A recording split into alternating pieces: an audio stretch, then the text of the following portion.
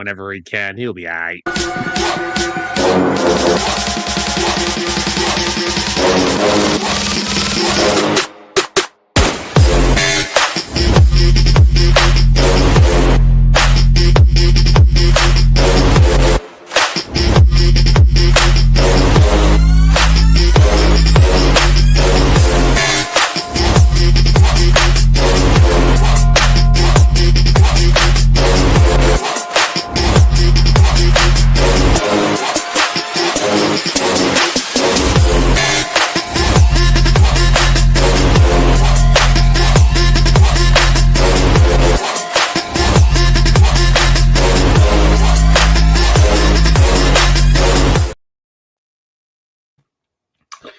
Welcome, everybody, to Dueling Aces for the first Dueling Aces for 2026, as we are on January 6th of 2026. And we'll drop right off the rip with the biggest breaking news. Black Monday turned into Black Tuesday, Sam, and it was Shefty said Sunday, if they had a conversation, it's probably going to be a mutual parting of the ways, but they figured, no, it's no big deal. Everything should be fine. And then Biscotti came out just a little over an hour and a half ago and went, bye-bye, and fired. Not a mutual parting, Sam. Fired the guy. Oh, I thought the initial report was it was a mutual parting. No, sir. It was a firing. Let me emphasize for you the nice big letter here. Following a comprehensive evaluation of the season and the overall direction of our organization, I decided to make a change at head coach. Today, I informed John that he has been relieved of his duties. My man was fired. He said this was an incredibly difficult decision, but given the tremendous 18 years we have spent together and the profound respect I have for John as a coach, and most importantly, as a great man of integrity, this is where he blows smoke up everybody's butts. Throughout what I firmly believe is a Hall of Fame coaching career, John has delivered a Super Bowl championship to Baltimore and served as a steadfast pillar of humility and leadership. Sam, I needed a roll of toilet paper here. He and his family have deeply embedded themselves in this community. For these profound contributions on and off the field, we should all be forever grateful. He's backing up the hoe, Sam, and the dump truck. Our goal has always been and will always be to win championships. We strive to constantly perform at the highest level on the field and be a team and organization our fans take pride in. I will always be grateful for the extraordinary hard work and dedication displayed by John and his staff through the many successful years. I wish he, Ingrid, and Allison all the best going forward. We now begin the challenging but exciting process of identifying the next leader of our football team. We fully understand the expectations of our fans and everyone in the Ravens organization. Finding another strong leader and partner who will reflect these high standards is paramount. We deeply appreciate our fans and will continue to work relentlessly to bring them, our city, and the extended community the success they deserve.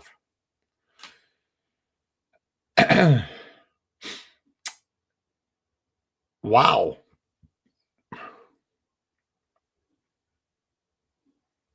It's a lot of words. It's a lot of bull. There's a lot of manure in this, Sam. A lot. What is bull to you? Oh, it's a bunch of bull and smoke blowing up his butt right here. I mean, geez. You've had many successful seasons due to and you've brought it up, due to a lot of injury this year with them, he has to go down like that because, you had a very injury-ridden season. Yes, but I don't know. I am going to be first of all, let's also point out something that the one issue I also have to take into this is they have been on the string of some really bad freaking luck over the past 3 years. 3 years ago, you're in the AFC Championship game. It's on your home field. You got Mahomes and the Chiefs where you want them. Zay Flowers fumbles the ball at like the half-inch line into the end zone. Then last year, you're playing in Buffalo. It looks like you have a good shot to win the game. Mark Andrews forgot to catch a football. You need to use these. And then this year, even all that's happened, injuries, battered, bruised, roster depleted. Lamar's banged up. The O-line banged up. The defense can't stop. The defense couldn't stop me, a quarterback. And they are a kick away from the AFC North.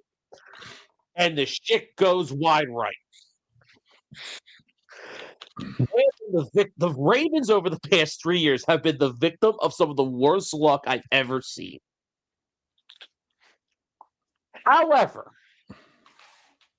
and I've said the same thing in Pittsburgh. I don't care what the ownership in Pittsburgh said. I was solely convinced either way. The loser of that game on Sunday was getting fired. I didn't give a shit what ownership said on either side. The loser of that game was going to get canned. Ironically, 2 days later. I'm going to bring it up right now because Tomlin keeps losing in the first round of the playoffs.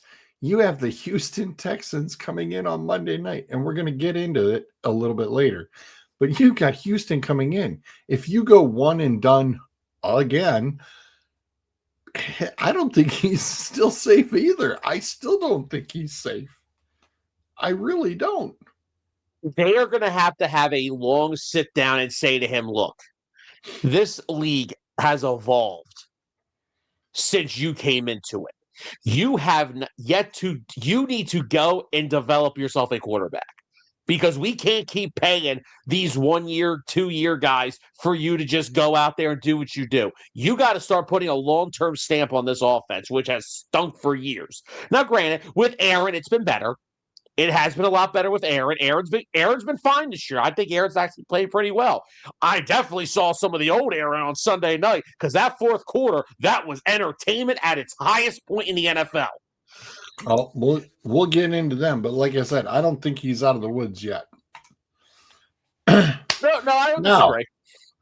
John's kind remarks back. Hold on, before you read this, can we just agree with something? For anyone who knows wrestling and knows Jim Cornette, when a head coach gets fired, can't we just have them say the same thing to each organization? Thank you, fuck you, bye. Can't we just make this easier instead of blowing smoke up everyone's ass? Can't we just say, thank you, fuck you, bye? Well, he says, well, I was hoping for a different kind of message on my last day here, someday, but that day has come today. And he put a sad emoji face. The first time I've seen an emoji face on a goodbye letter. Very interesting. It comes with disappointment, certainly, but more with gratitude and appreciation. Gratitude to the owner and organization who is willing to bring in a head coach who made his mark with special teams success. A difficult thing to do, and appreciation for all the moments, all these years that are etched into eternity. I hope a legacy built on faith, always fighting and believing. This is basically him being the professional guy on the way out the door because he needs to go someplace else. And he's not going to turn around and give any poo-poo. Anthony said, I blame John for getting let go. He didn't want to let go Todd, who wasn't doing nothing. They were not solidifying the potential of Lamar Jackson over the past year. But again, the problem I have with that is Lamar's been hurt. This is what happened when a mobile quarterback gets hurt. You have to adjust your offense and turn them into something that they're really not. I think Lamar, as a pocket quarterback, could still be decent. We kind of saw that on Sunday, but when a mobile quarterback loses his legs, you're cutting almost half your playbook in half.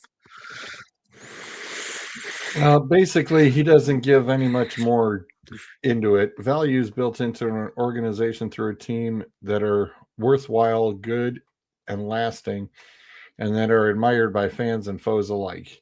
Meaningful, impactful relationship with players through the years that I will cherish always. Grateful for their strength and courage. Loyal partnerships in this wonderful building that grew into strong friendships through the toil and tempest of the job every day.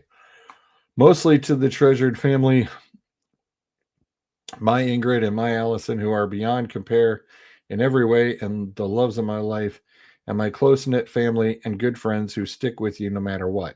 Finally, to the author and finisher of our faith, gratitude for a journey beyond anything I could have dreamed of on my own. All is well with my soul because of the good God who guides and sustains me. John Harbaugh. Sam, there was something very interesting that happened after that game in Pittsburgh. When they interviewed John and they asked John, are you looking at, trying to go at it one more time with these guys? And he said, yeah, absolutely. They asked Lamar Jackson, hey, what do you think if your head coach is gone or whatever? Usually a player would turn around and be like, why? What would be wrong with my coach? No, Lamar turned around and spent a whole 2 minutes going, I'm still in shock here. What? And never even brought it up about Harbaugh. Usually the players answer the damn question. He's sitting there for 2 minutes trying not to answer the question. And so I don't see any support from Lamar for Harbaugh in that situation at all. And it's like, hey, Lamar, guess what, buddy? Your butt could be out the door too, pal. So, if you ain't got nothing to say, well, then I guess, you can be gone too, pal. They could blow this whole thing up.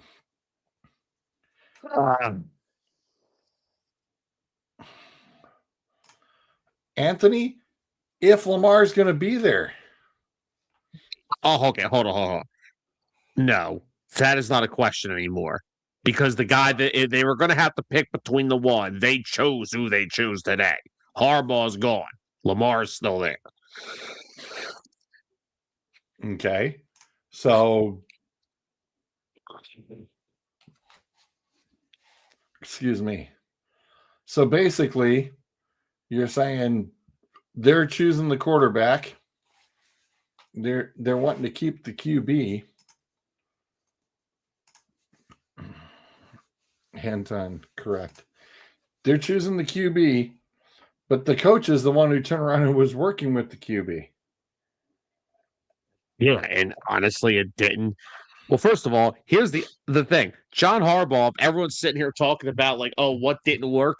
John Harbaugh isn't, like Mike McDonald in Seattle, defensive-minded coach. Kyle Shanahan in San Fran, offensive-minded coach. John Harbaugh's never been an offensive play caller.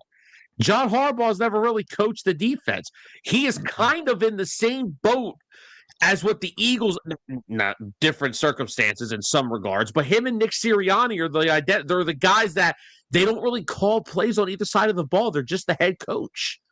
Well, Harbaugh actually, after his first couple of years with Flacco, actually did turn around and work with the offense and did offensive play calling. So he had learned that aspect of the play calling and that part of the game. So it was about 3 years in. So he learned it pretty much on the job training, as we like to say, and has been doing pretty much that for the past 15 years. So, Yeah, it may have started off because he was a special teams, but it grew into Yeah, but it didn't grow to the point where he was like the dead on offensive coordinator. Like he let his coordinators do their jobs. Like that's what well, he's done. any good head coach really would. But when when it comes down to it, it's like, hey, Hey, to be you fair, know, I kind of wish my head coach didn't let his offensive coordinator coordinate the offense. I kind of wish he didn't let him I do it, but wasn't gonna. I was trying not to go to our listen, other listen, teams. I'm trying listen. not to go there. I'm gonna give you a spoiler. You're gonna beat us 9-6 on Sunday, and then I'm getting Oh the new God! OC. That's all I care about. Oh God! No, we just lost another defensive star. So I'm sorry. We're the Oh, you ones brought going in down. one. You signed Kaiser White, baby. Yeah, okay, whatever.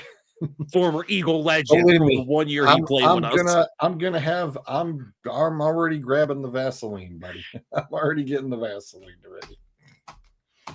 Anyway, I'm out of here. so Harbaugh basically, from this point, we know he's got his agent, his poor agent is probably his phone is Only blowing got up one more. phone. His phone's Hold on. blowing up Hello, more hello. than mine still is.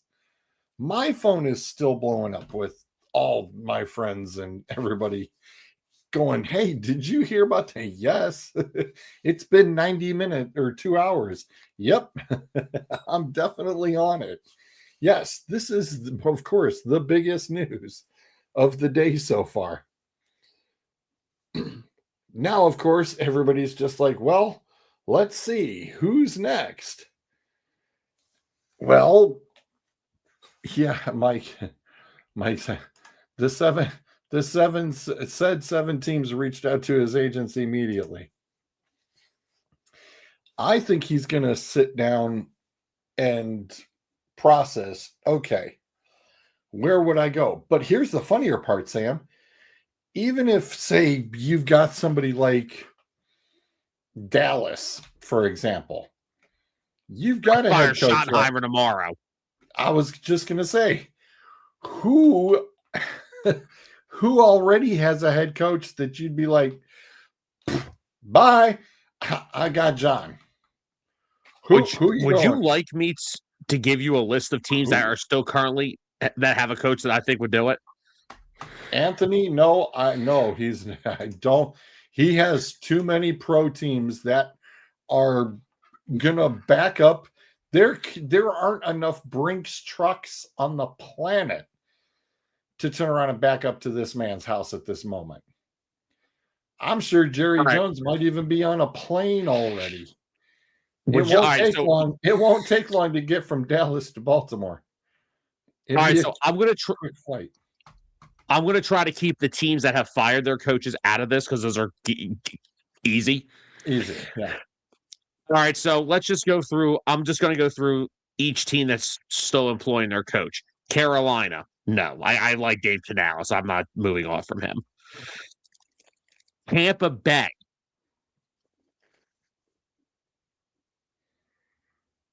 I like Todd Okay. Bowles, but But if you got you know, Harbaugh, you, you give Harbaugh that kind of offensive talent. and he's not kind of unfamiliar with Baker Mayfield. Exactly. He's I had to think watch a lot of tape on him. that could be interesting. So Seattle, no. San Francisco, no. Philadelphia, no. Washington, Get rid of Quinn and take Harbaugh. and he did win just like Cliff. Yeah. Look, Cliff Yeah. Kingsbury is not leaving to get a new job. He was fired. Dan Right. Quinn fired the guy that put together Jaden Daniels. I fire you just for that. If I'm Washington, I may consider it. I may consider it. Yeah.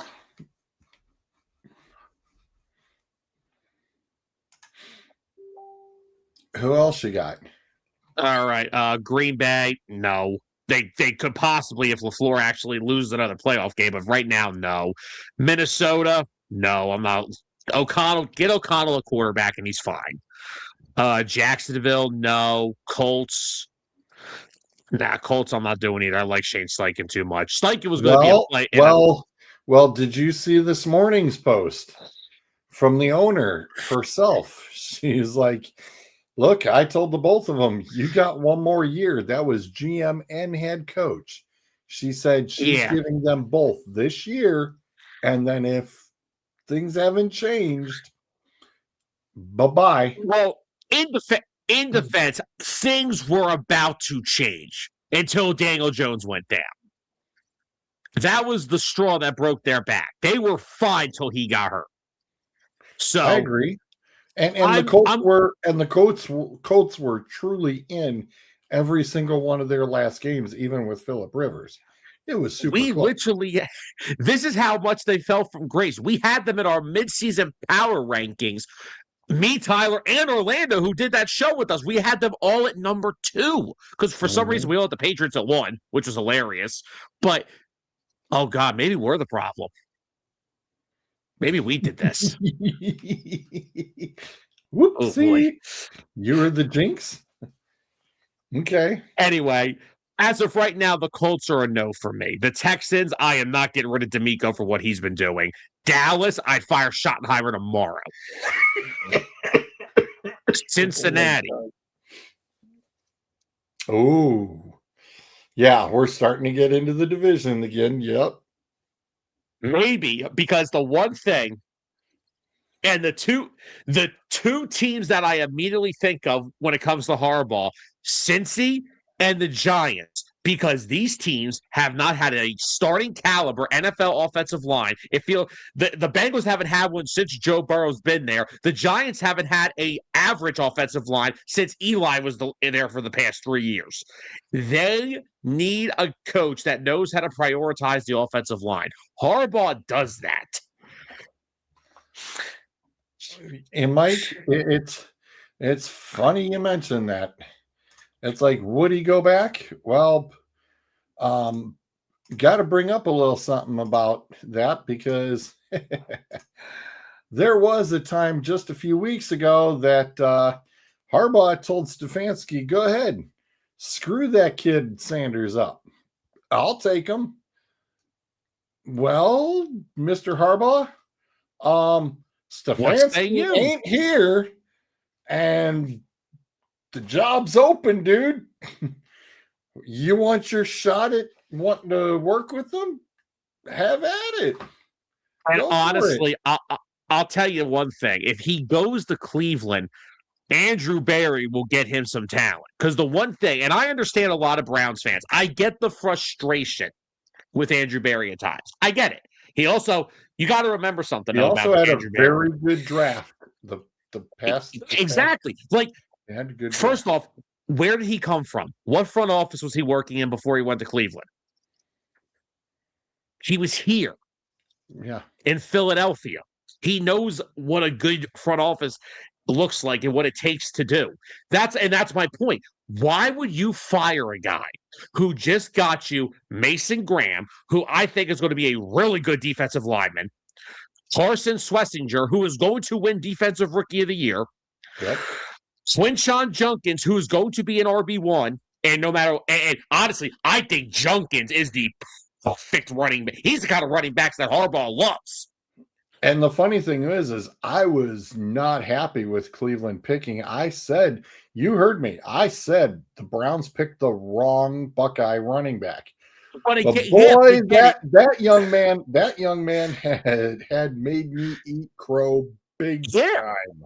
Because it's all about what a guy wants in his system. And I'll tell you now, I know you didn't see much of him. Dylan Sampson, the kid they took from Tennessee, he could be the perfect RB2 behind him. Oh, by the way, they also drafted this guy named Harold Fanning Jr. So hold on. Had him on my fantasy teams towards the end here. Yeah, that was should have picked him up a lot sooner.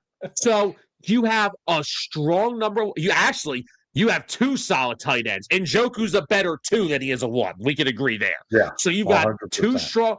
2 strong tight ends. Yes, I know there's a pullout joke there. I'm not going to go there. A really good up-and-coming running back in Junkins. Who specializes using the tight end position better and a strong run game? John Harbaugh. That's all Baltimore's. That's all. And oh my God, no disrespect to Zay Flowers, but if you got, like, just for example, right? I'm just using the example. Say the Browns draft Cardell Tate this year. Just an example. Do you know what John Harbaugh would have had done to had a Carnell Tate and a Jerry Jeudy on the same team?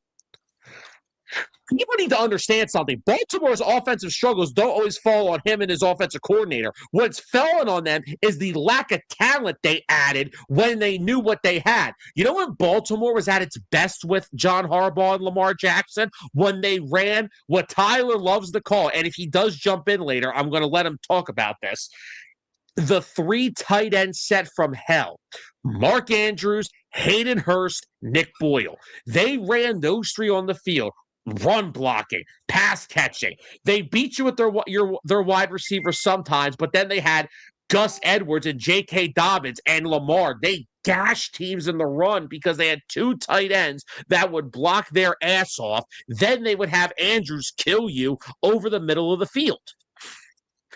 And that is when they were at their best. The problem is the front office never made those adjustments and got them more talent. Their wide receiver 1 has been Zay Flowers for 5 years, it feels like. And I like Zay, but they never added to it. So just for an example, if you do draft a Carnell Tate with a Jerry Jeudy, is in the 4th year of his rookie contract this year. Who is? Zay Flowers is. He's been in the league that damn long already? My God. So that that's a little interesting. Yeah. So he's coming up on his 4th year right now. Here's where this gets interesting. So I'm sticking with my theme here of teams that still have a coach. New Orleans, I am confident in Kellen Moore. I'm not doing that. Yeah. Agreed. Miami, McDaniel is still technically there. But once they bring in the GM, we don't know.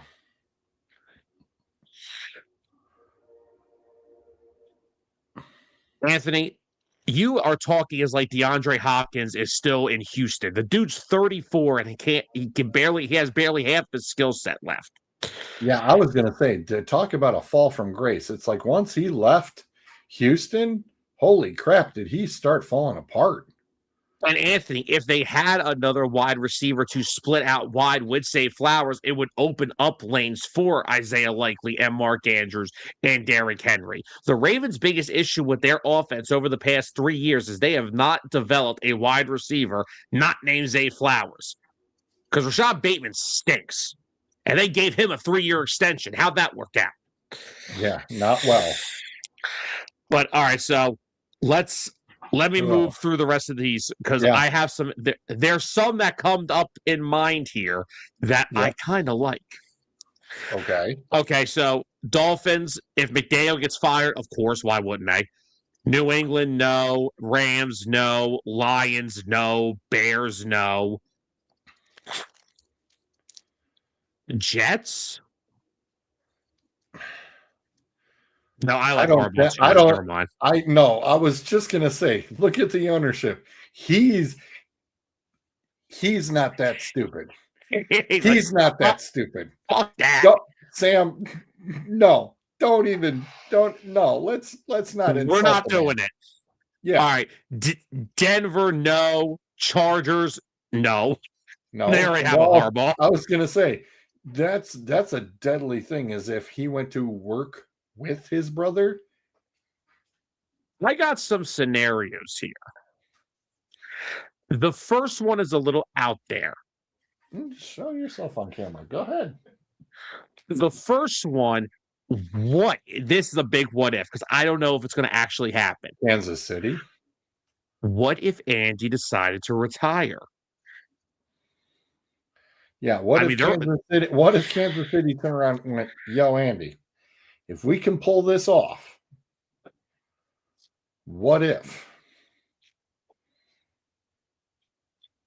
Because remember something.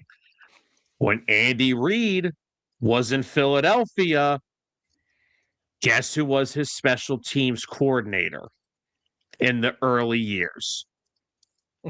John Harbaugh. Mm-hmm.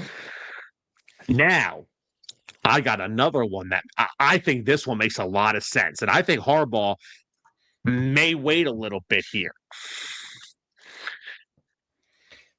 There's my boy Smash. What's up, dude? Yes, we're even rolling through teams that have coaches currently that they could turn around and if they get John, they'd fire their coach in a heartbeat. Hear me out here. What is this postseason, George? I'm going to go a little bit of a dramatic entrance for this one. What does this postseason not have this year? I was going to say,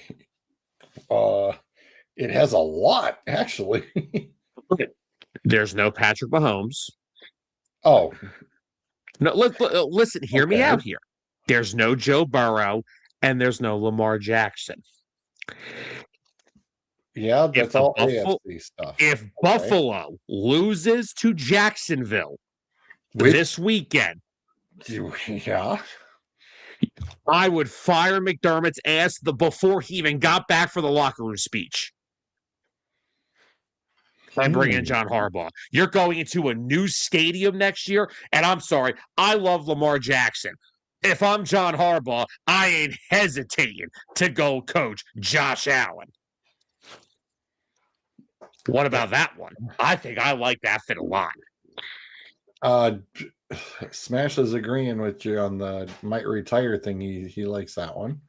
Because here's the thing, right? I still think Kelsey's going to end up retiring. I think he's got so many after football things he wants to start getting into. They've already had New Heights going for like 3 years. He's got a lot of stuff he wants to approach outside of the game. Chiefs are not. He's got wedding plans upcoming. And I may hurt Dustin's feelings with this if he's watching. I'm sorry. This is not going to be a 1-year turnaround for the Chiefs. Patrick Mahomes is still going to be rehabbing a torn ACL next year. They do not have an offensive line to save their life. Their defense has gotten, not only has it gotten worse because they lose players, it's getting older. They have a couple young pieces, but not many. This is going to take a couple years to retool. And the big bad Chiefs ain't so big. It ain't so bad anymore. Maybe it's just time. So, I mean, look, it's not like Andy's a spring chicken. The guy's been a head coach for 27 years.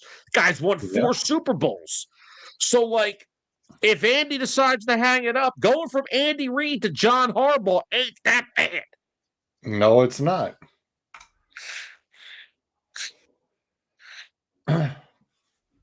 McVay, no, he's way too young. McVay retired? No. There were rumblings about that, though, a while back. What? Not a lot, but there were some rumblings about that a little while back. Like I said, I don't follow rumors. But you just fall for them. But we get the Harbaugh Bowl 2 times a year. That would be great. Yeah, and I was going to say that would be interesting. You get the Chiefs in the chart. You get the Harbaugh brothers going at it twice a year. I like that. That's kind of fun. I wouldn't be mad at it. I'd be heavily interested in it. Another one. Let me just put this out there. Hey Sam. Plus, think about this. Any of the Baltimore free agents? How many of them do you think would follow him? What is this, college football in the transfer portal? I'm just saying, if you're loyal to the guy, and he thinks that highly of you, you don't think that there's going to be a few players that are going to turn around and go, "Yeah, we're with you." I hear you. No, I hear you 100%. Now, here's the other thing that came into my head. Not saying that John, I think John fully wants to coach again. I don't think this is one of those. But 100%. I was going to say, there's buildings being built for him. Just say for a wild example, maybe he's like, you know what? I did this in Baltimore for 18 years. I want to coach, but head coach, I want to take a breather. I'm just saying, I would guarantee you he's on his brother's staff within the first week that we would say that. Let's have the Harbaughs on the same coaching staff. Or what really could have been funny if he actually considered a step down for a while would have been if Michigan didn't have a coach yet. Say, hey, yo, John, we don't got to change nothing. You're still a J Harbaugh. You're just not Jim. Your job. You just got to do a little switcheroo. But no, yeah, John's definitely coaching again, and yeah, there are some teams that I like the idea in Kansas City, and I like the one in Buffalo because I'm telling you now, if the Buffalo Bills don't get out of the first round, they lose to Jacksonville, and they don't have to even think about Mahomes, Burrow, Mahomes, or Jackson. Oh, you better believe McDermott's ass is getting canned. I was going to say, that's, yeah, and if I'm John, dude, I'm kicking back like this, and I'm just going to go, yep, we're going to sit around and wait till the Super Bowl and see who shakes out. I wouldn't a heartbeat. Are you kidding me? I agree. I'd be doing the same thing. That's why you're going to hear there are going to be so many freaking rumors about this. Oh, he's interviewing with such and such. He isn't going to interview with anybody until after the Super Bowl. Bet. You can bet, boys and girls, once that Super Bowl's set, then he's probably going to start fielding phone calls. But until then, I would be sitting and waiting. Just let the phone ring. Just let the phone ring. And isn't this funny? All those other head coaching candidates, poof, y'all just fell into phone call number 2 or 3 because number 1's going to this guy. Numero uno is going to this guy. Y'all just took a back seat to this guy. Congratulations. And in even the one that I even brought up, yeah, Anthony, I saw that.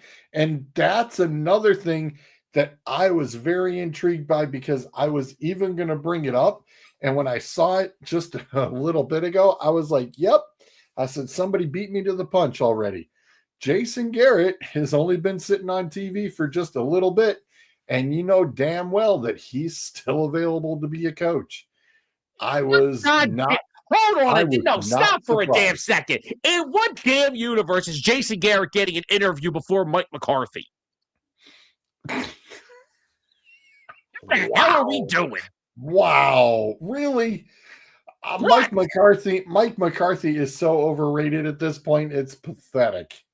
Did you see Dallas's offense with him? I'm trying to build Cam Ward up, and I'm going to bring Jason Garrett in? What the hell are we doing? Like I said, interviewing. The McCarthy system is old, run down. It's time. You got to evolve into something else. Garrett, at least he's willing to hire different OCs and evolve. Zolt, we ain't popping. Zolt, you can get in here when you get in here, dude. It's like, jump in. Oh, oops. If I put whoops. Sorry. Wait a second. Hold on a damn second. You're talking about Mike McCarthy. At least Mike. Go ahead. You're talking about Mike McCarthy being overrated. At least Mike McCarthy has a damn Super Bowl. What the hell's Jason Garrett have? Okay, a Super Bowl long time ago. Brett Favre. How many's Jason Garrett got? like I said, Donuts. is way older than you. Excuse me? Mike, like I said, it's like all these teams can reach out all they want. He's not going anywhere. Zolt's on Lego build. He's on Lego build and listening at the same time.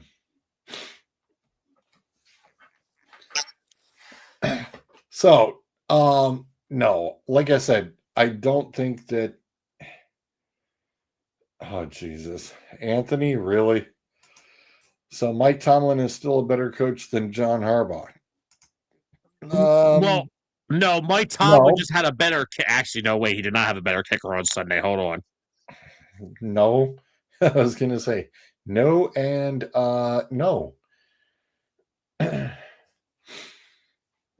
Oh, speaking of which, I have some breaking news. Oh my God. What? He's going to be there a while. Wow. That's an impressive build with the kid. Ohio State wide receiver Carnell Tate is leaving school and declaring for the draft. Shocker. Yeah, I didn't know he hadn't made a decision yet. That's Zolt's build with the kid. Oh, have fun.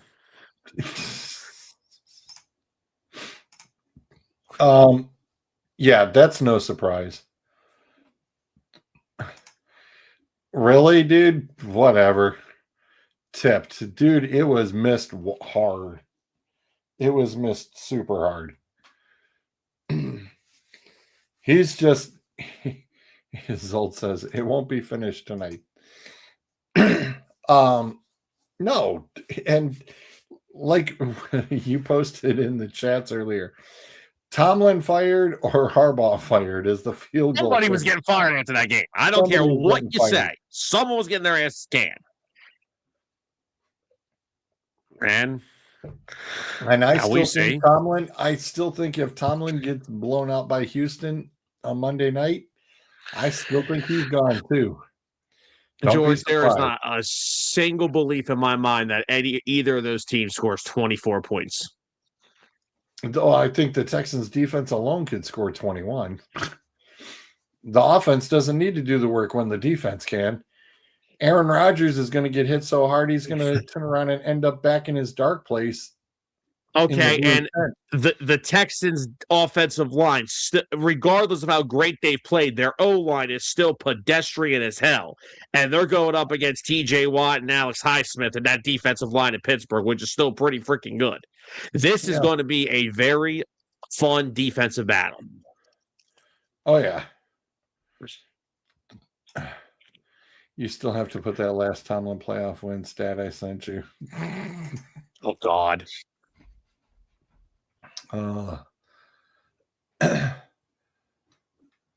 Anywho's, who's who? But no, like I said, it's going to be very interesting to see the fallout. I mean, it's not done. You know, you're right. We could see Tomlin gone, McDermott gone. Who else if they lose? People are saying Dan Campbell. That ain't going to happen. Sorry, Dan Campbell's not going anywhere. Sorry, don't even start putting it in there. Don't even put that in there. It's not happening.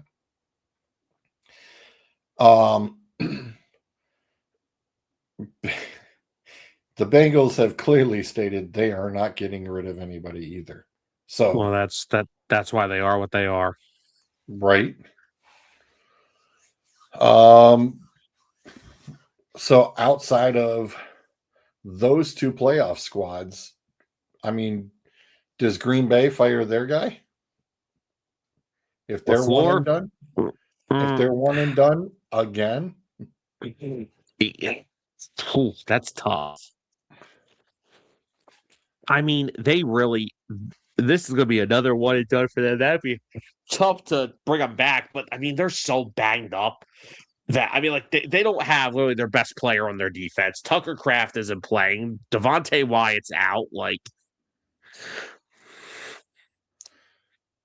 that's a good freaking question. Well, the Browns will definitely be on the phone with both guys. They want to bring them both. They'll bring them both in. Barry will be calling both of them, going, "Well, you want at it?"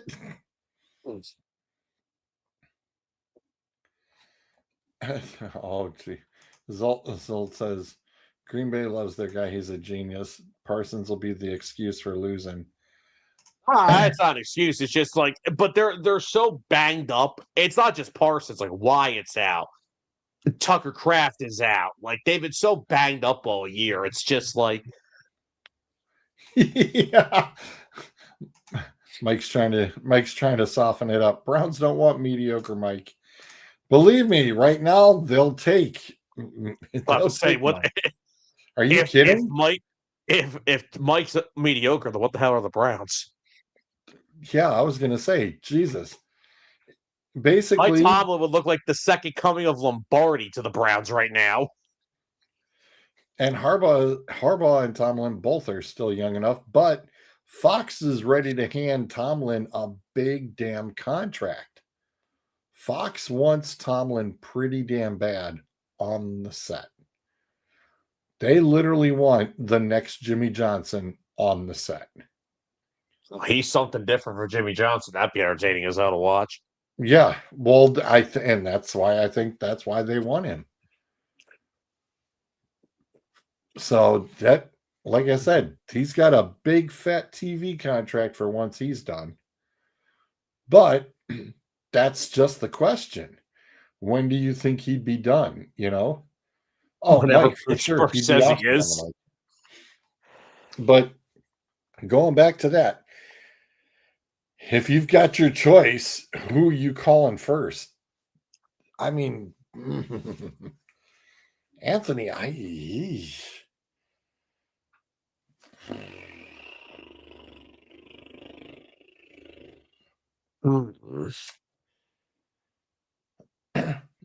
mean, especially with the Cleveland seat being open right now. Ew. I mean, who do you think would do better? I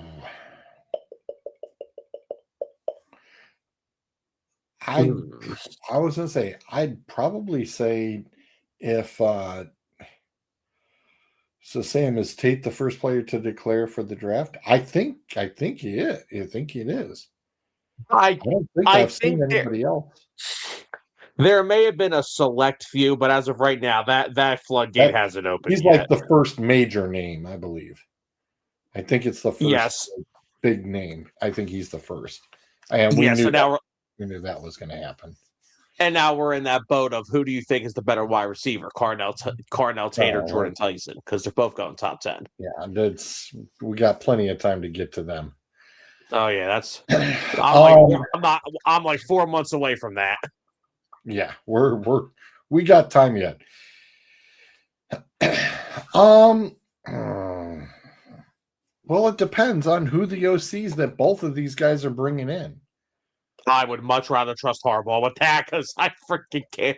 Tomlin doesn't know a good OC. I mean, he's been through how many OCs in the past 6 years? I mean, Arthur Smith has been a little better than, than recent ones, but again, he's got Aaron Rodgers. Yeah, in Canada. Oh no. Yeah. Yeah, I think I'd have to go with Harbaugh on that. Yeah. For sure. And like I said, when he, I was concerned when he called Stefanski out a few months ago, I was just like, dude, that takes some brass balls to turn around and come out and say, yeah, go ahead, screw the kid up. I'm going to get him. And like I said, okie dokie. I mean, shoot, if I'm Jimmy Haslam right now, I'm like, well, you want to put up or shut up, and here's a blank check. Exactly. Here's an even better question. Because, John and Ozzie Newsome had a really good working relationship with Ozzie knew exactly what he wanted. John coming in, giving and working with Barry, with Barry already having a good draft last year, to even having a better draft and going, okay, let's look at these offensive linemen, which the Browns desperately need, and couldn't hurt to add another good defensive bookend for Myles Garrett. Okay. And you want somebody who is going to be okay, Mike. Yeah, you keep talking it down, buddy. Keep talking it down. My point exactly what I said earlier. Barry will be if Andrew Barry isn't interested, Haslam's firing Barry today. Yeah, then we're yeah, I was gonna say Barry will be gone in a New York minute. That's why I said right now, if I'm John, it's like, hey, listen, I need a little bit, but he's definitely probably going to be looking at his options, because I'm sure there's a lot of owners calling. Let the guy comprehend it, because he didn't see it coming at 1:00 this afternoon. And then by 5:30, everything got leaked. And it's like, let him process it. Give him a little bit of time. But he knew that his agent is going to be all on the phone. And he's going to be telling everybody the same thing. I got your name, got your number. We'll get back to you. Let the man breathe for a few hours. I'm sure of it. Let him breathe. we have to leave me a voicemail. Yeah. Yeah, Zolt, like I said, first major name out there.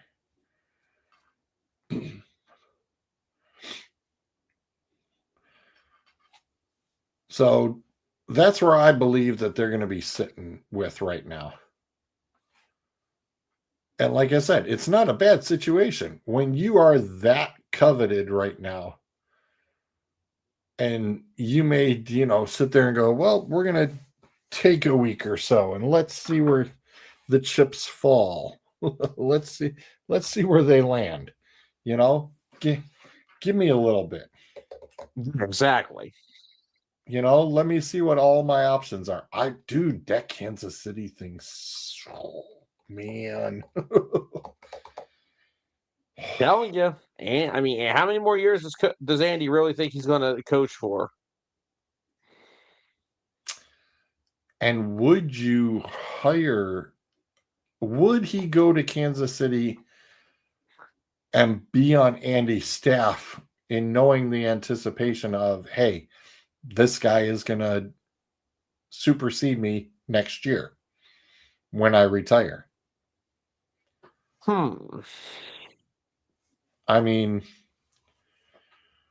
There's that aspect of, but like I said, me personally, I kind of like it's like, hey, you're coveted for a head coaching spot.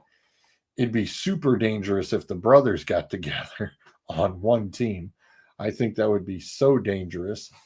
But we know that that's not going to happen. That's not happening at all. I was going to say, Cincinnati said, deal with it. We're not firing anybody. This just came out.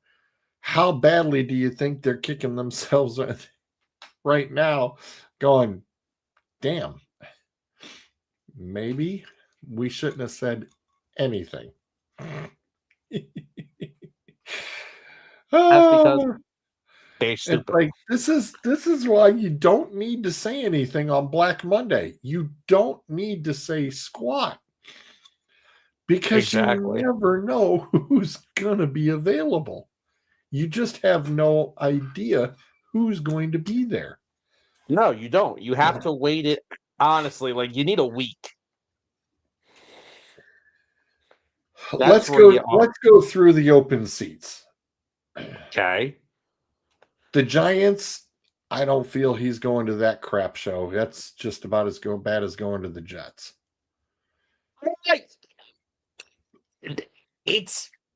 Here's the thing, right? If the Giants, which this is the dumb, I keep seeing. I'm not going to the NFL draft, but I'm just saying I keep seeing mock drafts saying Nagy's already up for other coaching interviews this week, Anthony. How in the hell? Okay, hold on. So you're gonna trigger me again. How the hell does Matt Nagy have any type of consideration to be a head coach again in this league? I don't know. Oh, well, he's the Chiefs offensive coordinator. Do you know what it takes? Listen, here's Do what you know it takes who's to be really the Chiefs calling the Chiefs plays? Andy Reid, not the OC. Come on, man. Like, what the hell are we doing here? The OC's getting a free paycheck, Anthony. Come on. He's getting a free paycheck. I mean, and if Nagy was calling the plays, that's why the Chiefs sucked so bad this year. Oh, God. But so back to my thing with the Giants. I actually think Harbaugh is a very good fit there because you've kind of already have some building blocks in place, especially on the defensive side of the ball is taken care of. They got a bunch of defensive young talent.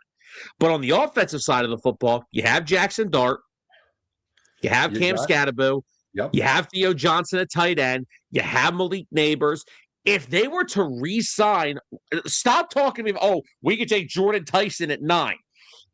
How many times do I have to tell Giants fans that your quarterback was in the medical tent more than he was on the field?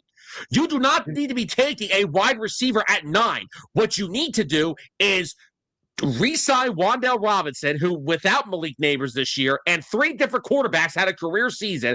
Re-sign Wan'Dale. Then you got Robinson, Neighbors, Theo Johnson, Scatterbo, Jackson Dart. Go draft a mother-freaking offensive lineman, please. Correct, because they need a lot of them. And if there's somebody that knows the value of an offensive line, it's that guy. And they do the same thing with Cleveland, too. Arizona. Yeah, I know. That's a mess. You got to remember, there will be no Kyler Murray. Kyler will be out. Well, see, what sucks here is the Cardinals are kind of like the anti-version of that. The Cardinals also have a decent offense. When he's healthy, James Conner, McBride, Harrison, Wilson, that's a good starting spot for an offense. The problem is the most important position you don't have. Correct. Unless you're just going to re-sign Jacoby Brissett and then draft a guy. Which, I mean, may not be the worst thing. Actually, okay. Let me play this scenario on you. Harbaugh goes to Arizona, makes a little phone call to Mr. Lynch, goes, "Can I get Mac Jones, please?"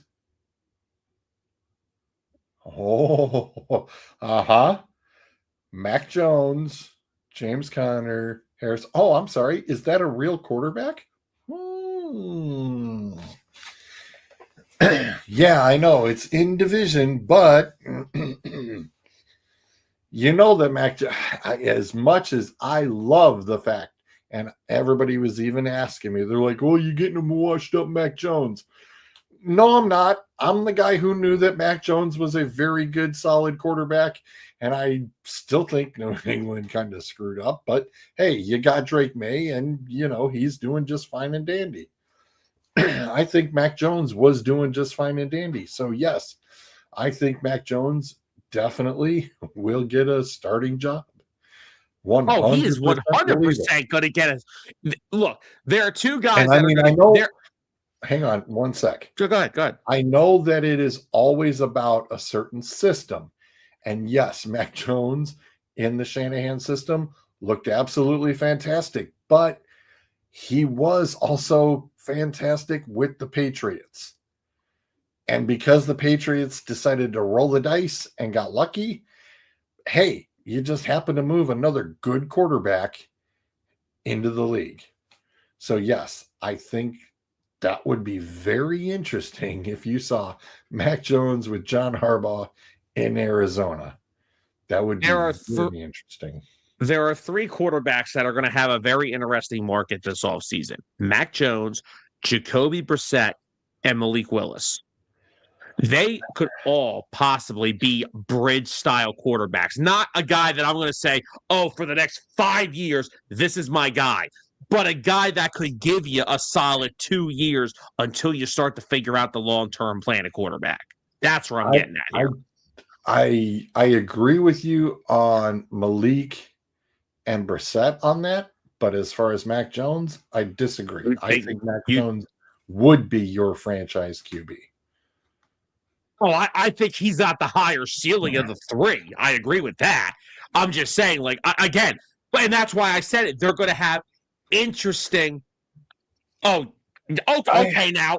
Zolt, I don't know but why would you want to see everybody? You want to go with that hot rookie QB. It's like, I don't know at this point. George, hold on. Don't overthink this. I know you're a Niners guy, but you got Browns on the brain because where you live. No, but I'm just saying, if you're Zolt's saying instant QB, but no. So look, listen. I don't know. Listen. Draft Dante. If Dante Moore declares for the draft, he is the consensus QB2 in this draft behind Mendoza because we know Mendoza's going number 1. Take Dante Moore at 3, re-sign Jacoby Brissett, let him be the bridge guy. There you fucking go. It's fixed. And the Cardinals may have a legitimate offense because they have the weapons. I just pointed it out. James Conner, McBride, I know. Harrison, Wilson. I know. But like I said, if all you have to do is sign a better quarterback and you don't need to draft another quarterback, why would you not want to turn around and pick yourself up something even better at 3? Because Dante Moore's potential is better than all the 3 guys we've been talking about for the past 3 minutes. It's just, I'm still so a college quarterback is going to be well, against Brissett and Willis, fine. Against Mac Jones, I don't think so. But again, we don't know how good Mac Jones as a full-time starter is yet. He had a good little run here with the Niners, yes, but we still don't know if that's going to translate somewhere else. But I'll tell you this right now. I don't have the confidence in Mac Jones in Arizona because I don't know who the hell's going to be there. That's why I said if Mac Jones is going to be a starting caliber quarterback, he has to go somewhere like what they established. Oh, that's without a freaking doubt. Anthony, my 15-year-old is more of an upgrade. No. All right. Look, Arizona front office, if you're watching this, you're probably not, but do me a favor. The first questions that you asked Moore in his pre-draft interview, do you own an Xbox? No, we're taking you. But my point being is, George, the reason I'm saying all this is I just said it. I said Willis, Jones, and kind of Brissett will all have interesting markets because I don't know where they're going to go. Mac Jones, to me, if he goes to Arizona, again, right now it's a question mark because we don't know who the hell is going to be the coach, who's going to be the offensive coordinator. We don't know that. But now, fast forward, if Mac Jones goes to freaking Minnesota, I'm going to pick Minnesota to be a 12-win team next year and back in the playoffs because Minnesota's roster is catered for someone like Mac Jones. Justin Jefferson, are you joking? Jordan Addison, TJ Hawkinson, strong run game, a solid offensive line, a good defense if they keep Brian Flores because he's not a head coach candidate. His contract is up as their DC. And if you bring in Mac Jones, you got to turn around and resign Justin. So, well, Justin's on a contract. Why are we worried? That's nothing to or worry about right now. not Justin. I'm sorry.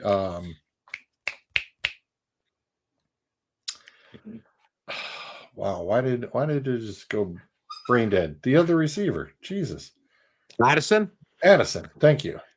is he a free agent? Addison's on his 4th year. Oh shit! So you gotta bag him. All right, so yeah, but still, that's where I'm at with Mac Jones. If he goes to the right system, I think he's got the higher ceiling out of the other two. I don't know what Malik Willis really is. I just know there are those teams that pay weird backup quarterbacks a lot of money. And because he's mobile, teams may do it.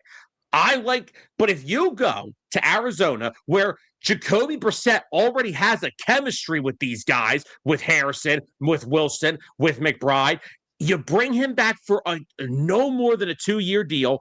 Dante Moore comes in as the rookie, number 3 overall pick. Brissett starts the year. If Brissett struggles, then maybe we see what Moore can do early on, and then at least you have a capable backup for a year. That's what I would do if I was Arizona. It's not even a question. Anthony? Ew. No, you say ew. No, I didn't say ew. I said ooh. I was like, again, a guy who. No, I don't like that fit either. I need him to have a guy that knows what the hell he's doing. I'm not mad at that. That would be interesting. Again, we got to figure out who's coaching. Exactly. You need to know who's coaching. But yeah, that's not that isn't a bad. Oh Jesus, Mac Jones. If I'm Mac Jones, I don't want to go there. I don't want to deal with fruits and nuts. No, don't do it to him. Don't do it. Please, for the love of God, don't do it. I think he already had his pit stop in Florida. Yeah, I don't think he wants to go back. I know. I'm good off that. I was going to say, Miami might be desperate enough to pick up Justin. That's like, okay, let's cover Harbaugh to the Falcons. Let's go Falcons for a minute. It's another team that has plenty of talent. But you have a quarterback problem. Not if you don't overthink the shit. When I say you have a quarterback problem, you have a rookie, you have a guy who's no longer a rookie, but yet still plays like a rookie. And you have Kirk Cousins, who's pretty much getting up there at this point. Yes, but he can beat some people, but not everybody. Yes, but here's the problem with Kirk Cousins. Everyone wants to say that how bad he looked last year. Do you understand that an Achilles tear is a 2-year injury to fully get yourself physically back to your normal self? They were judging this man literally less than a year removed from it. Of course he didn't look like himself, but he came at the end of this year and he looked a lot better. And the offense looked better. If I am the Falcons, I'm sorry. If I'm not having an open competition, which they should, I am going with Kirk Cousins. I don't give two shits because you know what? If Arthur Blank was pissed off that night, they took Penix because he's like, guys, I just wrote this guy a enormous check, and you just drafted his replacement before he's played a snake with us. What the hell are we doing? I thought he was going to fire his ass and kick him out of the war room. The Falcons have a really elite offensive line when it's healthy. Even after losing Drew Dahlman to the Bears, they have good tackles and good guards. Center play, a little solid, not as great as Dahlman, but they were okay. I'm sorry, I wouldn't do it. If I'm Atlanta, I would not release him. I'd keep him. Because here's the thing. At least Cousins can be a manager of a game. Maybe not the Kirk Cousins we saw in Minnesota, but he's still solid enough. You put him back healthy again. You got Drake London. You got Bijan Robinson. You got to resign Kyle Pitts this offseason. If they choose to, they may not. They may choose not to. I would still like a more solidified wide receiver too, opposite of London. Darnell Mooney's okay, but I think I could find better. That defense in Atlanta, don't let Raheem Morris's shit scheme fool you. It's getting better. I got a good stat for you this year, real quickly. Hey, I just saw this. If Kirk Cousins goes to the Cardinals and Harbaugh's there? Well, we may have to. Okay, now that's something interesting. But listen to this real quick, because I want to stay on Atlanta for a second here, because listen to this. This year, now the Falcons had a big draft on the defensive side of the football. They took Jalen Walker. They traded multiple firsts to come back into the first round to get James Pierce, which people laughed at. James Pierce this year. Laughing now. Well, hold on. James Pierce had 10.5 sacks in his rookie year. Abdul Carter, Shamar Stewart, and Michael Williams, who all were drafted higher than him, combined for 6. So who the hell's laughing now? Jalen Walker, I think, had 6 sacks in this year, and he's not like a quote unquote edge rusher. He rushes off the edge. He can place the middle linebacker. He's like a Swiss Army knife. And Xavier Watts, the guy literally tied a Falcons rookie record for interceptions in a season. He tied Deion Sanders. They have Jesse Bates. They have A.J. Terrell at corner. There are only a few maybe an interior defensive lineman and an off-ball linebacker away from a really good defense. If they keep Cousins and they improve around the edges of the roster, that Falcons team could be pretty damn good next year. But I trust them more with Cousins than I do with Penix. Michael Penix has shown me nothing to where I trust him. First off, he's a left-handed quarterback. They don't grow on trees. Clearly, we know this. Okay. The Titans. Harbaugh with the Titans. That is a freaking mess.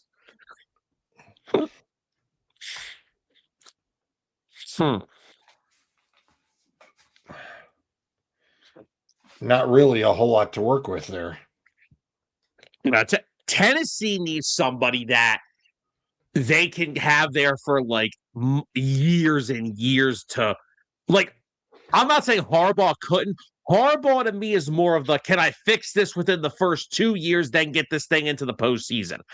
I don't. The Titans are a long way from that. They have none of that. All right, we covered the Browns already, and finally we're coming up into the Raiders. Why wouldn't you? You already have Brock Bowers. You're going to have Ashton Genty. Your offensive line needs a lot of work. That's where Harbaugh's strong suit usually sits. Like, look what he did in Baltimore. You're going to have Fernando Mendoza, the number 1 overall pick. Why not? Why the hell not? Honestly, that's a solid fit. They have been a joke since they went to Vegas. Let's just call it what it is. They have been an absolute shit show since they went to Vegas. And they're going to soon get tired of it.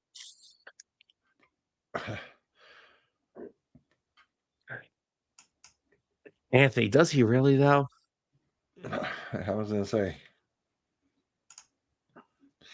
Yeah, the way the Titans are interviewing, he's definitely not. Yeah, I was saying next. Yeah, so the Raiders' job definitely would be an intriguing one. It's a little more intriguing now that you know you're going to get Fernando Mendoza, because that really gets it going. Now, what do they do with Geno Smith?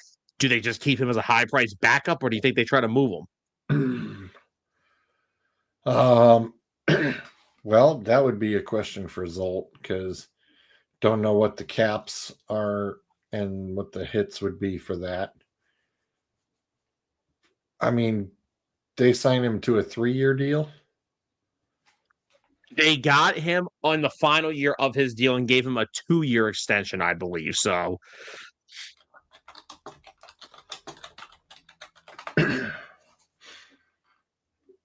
I mean, ugh.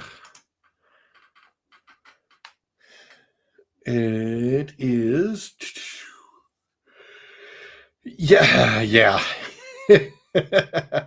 You gotta keep them this year because it would run you 26.5. Yeah, that's a hefty hit. You got the potential out in 2027, 0 dead cap. So, yeah, you got to keep him as a what'd you say, as a bridge. let the rook sit with them, and then about half a year in, turn around and go, okay, time to flip him. Time to flip him.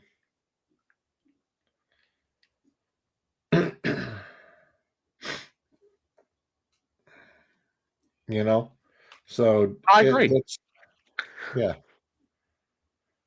I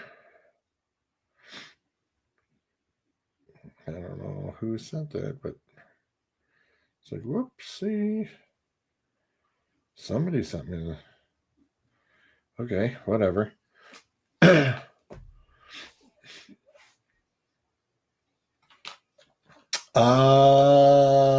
Murray. Yeah. Oops. Damn it.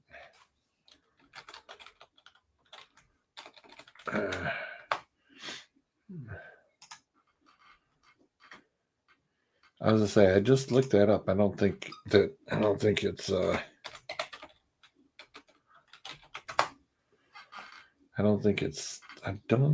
that.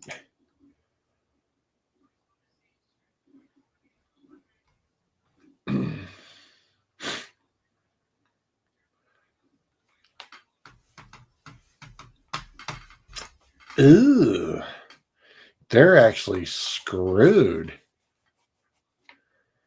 Huh. They're actually pretty hosed because of the deal with Murray.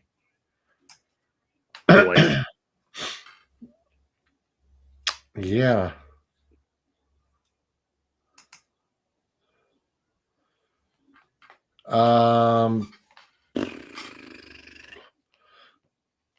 Post January 1, or I'm sorry, June 1st, the dead cap would be 47 mil. Yeah, that's not fun. If it's a trade, it's only 10 million. Oh man, anyone's dumb enough to trade for that.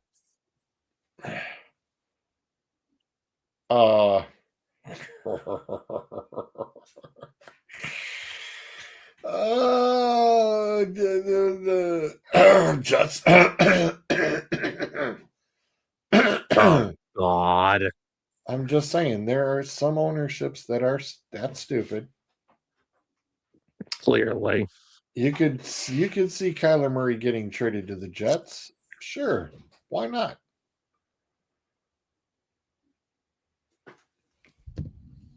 So yeah,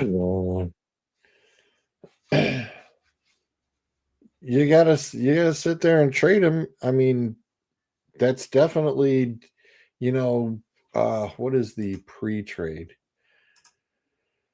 Let me see what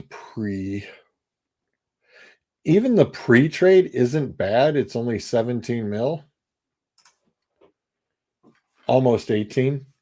So working around with some money, it could be better off if you're pre. It's not too bad. Yeah. But yeah, if they cut, then it's 46 mil. And yeah, that's not happening. Yeah, it's not going to happen. And since they benched him, I mean, yeah, they're gonna definitely be looking to move him. So yeah, the Jets could be an interesting trading partner.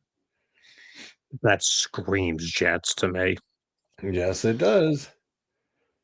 I mean, they're grasping at quarterbacks quicker than the Cleveland Browns. Yeah, I said it. Yeah, I said it. Okay. I mean, hey, tell me I'm wrong. I'm not saying nothing. It's a good foot race right now. I'm not going to lie. It's a good foot race.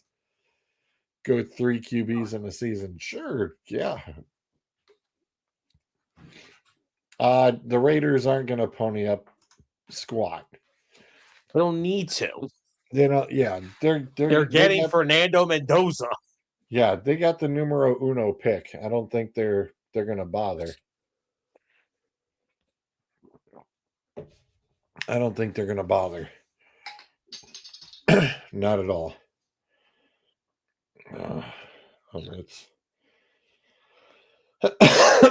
And wait, he said the Raiders, they still did we not just bring up Geno Smith's contract like 5 minutes ago? Yeah. Yep. They ain't taking on Kyler. Get out of here. Nope. Not a chance.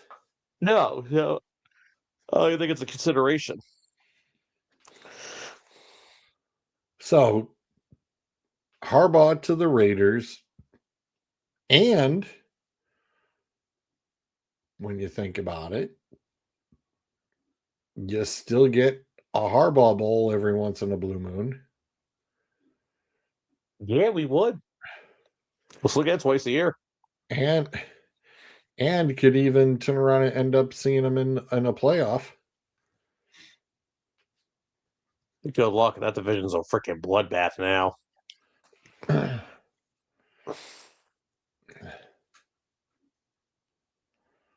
Is Max if Harbaugh goes to the Raiders, Max Crosby isn't going anywhere. Max. You ain't trading Max. Max won't want to leave. Or I was going to say Max is PO'd that he got pulled. I think that's another reason. I think that's another thing that got Pete whacked. You're going to tell Crosby that he's sitting for the last couple of games? I think. Well, what I think Anthony is trying to go for here is Max Crosby worth the same package? Now, it's a good question to ask, but Crosby is about to turn 29 years old. Micah is only 26, so he is a little younger. So I think he's in the same package. I think like maybe one draft pick will be taken out of it because of the age. Only a couple years, but still that matters. Okay. He's right around that package, though, Anthony. I don't disagree with it. Okay. But again, if Jim comes and they draft Mendoza, he ain't going nowhere. He finally may see a playoff game that he doesn't have to watch on his couch. All right, guys, we play next Sunday at 4:15 our time. We play next week? Well, yeah, Max, we made the playoffs. What the hell's the playoffs? It's what you play to try to win a Super Bowl. What the fuck's a Super Bowl? Wait, we get championships for this shit? We get rings? What? All I ever got was a freaking $100 gift card to go play on the Strip. What the hell is a Super Bowl? That's funny. Happy Tuesday, everybody. Oh, jeez. All right. Well, we covered that pretty heavy. Good night, everybody. No, I'm just kidding. No, we've gone through the vacancy. Wait a minute. Now, well, here is something that we hadn't brought up yet, and it now has to go back to this. Hopefully. Who do you bring in to coach Lamar Jackson? Son of a bitch, you stole the words right out of my fucking mouth. Hey, I'm good on segues. What can I say? So this is the one thing that it's like, oh, okay, where does John go? But no. Let's flip it. Who's next? Here's where I'm at. You popped it. There's only been 3 Ravens coaches since they moved. Ted Marchibroda, Billick, and Harbaugh. And it's not like they were super short-term coaches either. They were some long-term guys. Yeah. So where I'm at with this, I don't think the Ravens Here's what I think the Ravens need to do. Regardless of having Lamar Jackson, what are the Ravens? When you talk about the Ravens, right? Every time we talk about the Ravens, right? Where do we go back to? The 2001 Ravens. We always talk about that team. That downright punch you in the mother effing face defense they had. Right, which is now gone. Yes, and I think that is, but even though this is not the same NFL, that's the Ravens' identity. They're not a flash in the pan offensive minded team. They're a downright gritty, physical, defensive football team that's offense can match its defense's production. But they always thought defense first. They've kind of gotten away from that the past couple of years. So I think instead of looking for the flashy, like somebody actually brought up today, Kevin Stefanski for Baltimore. It makes sense because it's an offensive-minded guy who coached Lamar. But that's not the Ravens' style. I think, because you know what's burning them in the ass right now, right? They had to fire John, and they're watching what Mike McDonald's doing over there in freaking Seattle. He's a defensive-minded guy. He took that Ravens defense with him because they have not been the same since he left. They went from number 3 in the league to 18th since he left. They have not been the same. But he went and grabbed Kubiak to be his OC, and he's taking care of the offense. And Mike's like, there's your offense. This defense here is my baby. I'll take care of this. I think the Ravens are going to try to replicate the old form of Ravens football, and that is having a great defense. First name I thought of, there are two names that make sense here. Packers defensive coordinator Jeff Hafley and Chargers defensive coordinator Jesse Minter. Not who I was thinking about, number 2.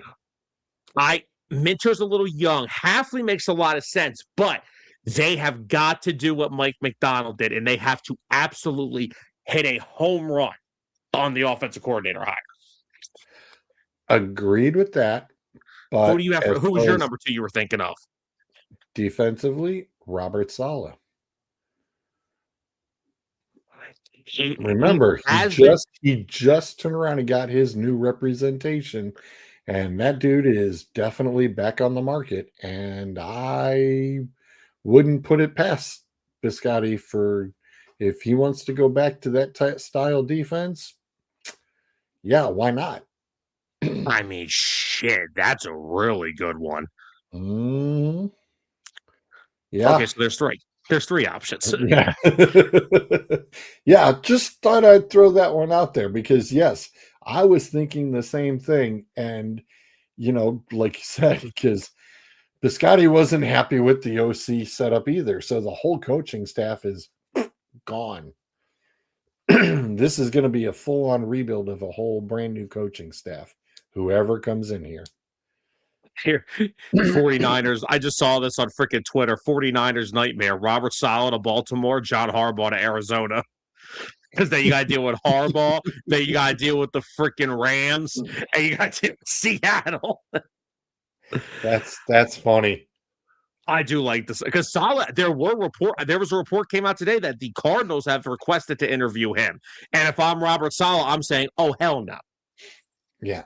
I request that you lose my number. Yeah. I think I posted it yesterday in the chat that I saw he got his new agent, and I was just like, oh, okay. We went with Was. All right. Interesting. And now I was like, okay, well, what job's available? And then this popped up.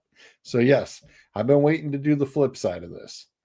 So yeah, the other thing is it sounds like, like you were bringing up about defensively, but offensively, you were saying, I mean, how weird. Let's pull the hypothetical. What the frick? What if both coaches just flip spots and Stefanski ends up in Baltimore and Harbaugh ends up in Cleveland? Let's play that devil's advocate for a minute. The AFC North will be an absolute shit show next year if that happens. I mean, it's like, huh? Okay. Like so. So it sounds like collusion to me.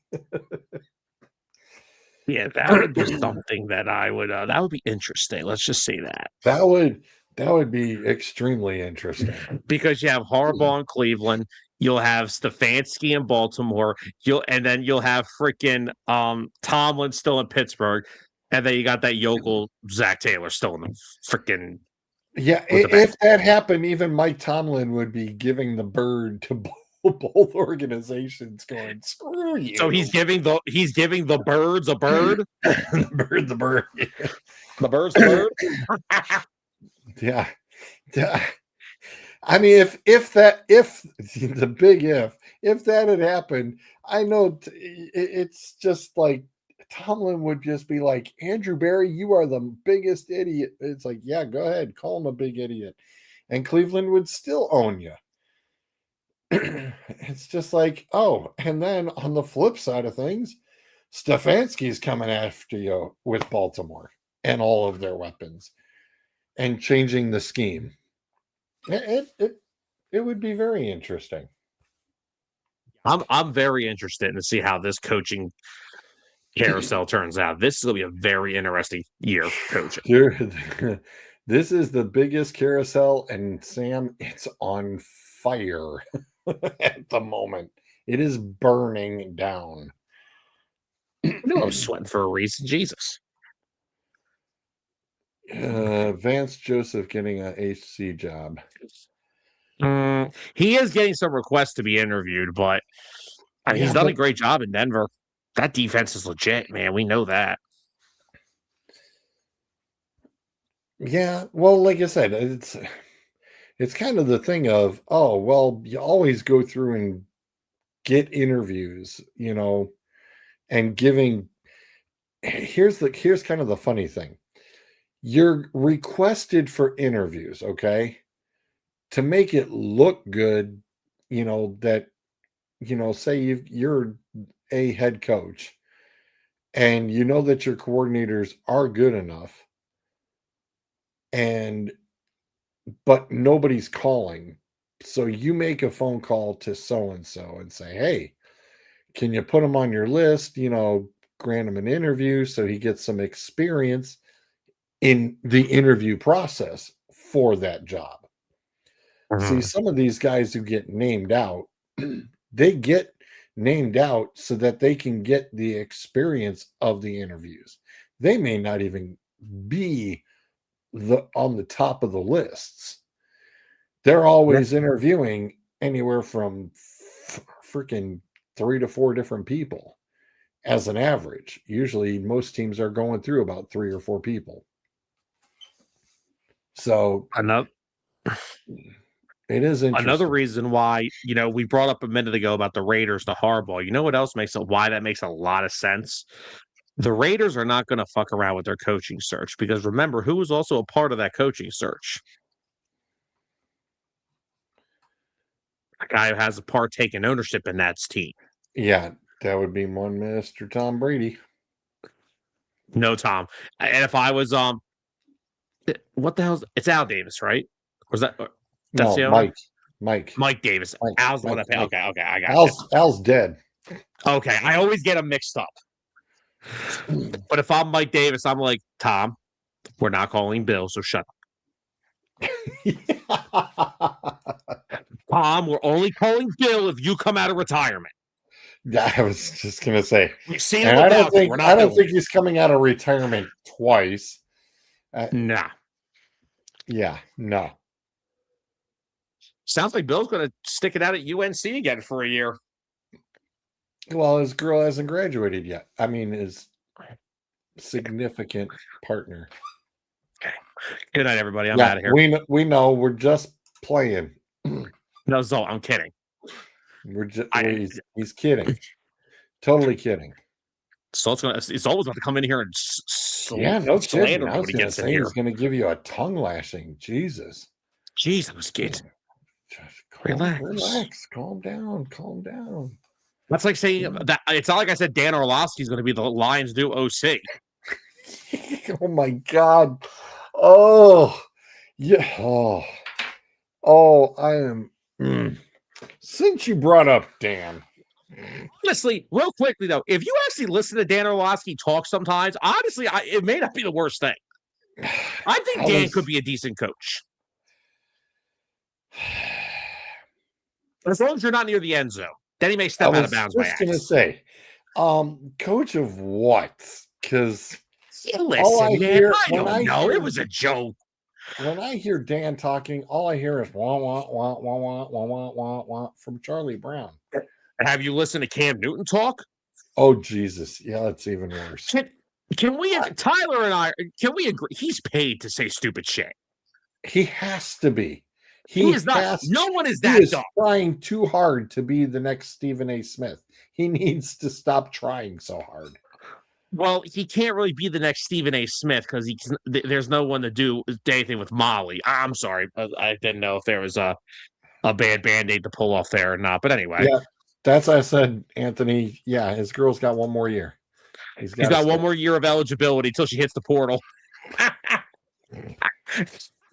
God. She's going to be making her way to Ryan Day next. Oh, Jesus.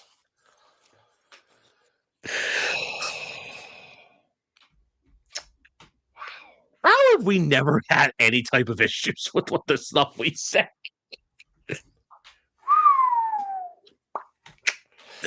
Anywho, let's get back to the stupids on First Take. Do we still watch them? I don't even listen to them. It's been hard to over the past week. I'm not going to lie. Since I was on vacation for a week, I had the pleasure of catching up and watching some of the shows, and I was like, oh, now I know why. I'll just watch the Get Up crew first, and then as soon as First Take's ready to go at 10, it's time to turn it off. Because my God, please get some new people. Get some new people. It's tough to sit there and listen to them. I'd rather listen to Pat McAfee for 4 hours. Well, I can watch. There are only a few guys on like national TV I can listen to. I can listen to Pat. I can listen to Colin Cowherd still. I can't. I'm okay. I like Cowherd's not bad. I don't mind him. The rest of them, he's rough to get through for me.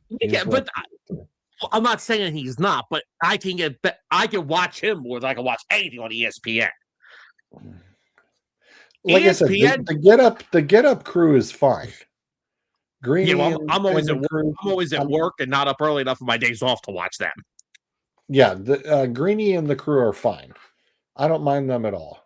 It's common sense brought to the table with that group, so I'm fine. What time does that start? 8:00. They're 8 to 10. I have to watch that tomorrow now. Yeah, they're on from 8 to 10. And oh my goodness, is their show about to be very interesting tomorrow morning? Interesting is an understatement. Anthony says he can't watch Perkins. Oh God, Kendrick Perkins is so bad. It's so bad. Okay. Who else would you figure could handle Lamar? I mean, Anthony brought up Cliff.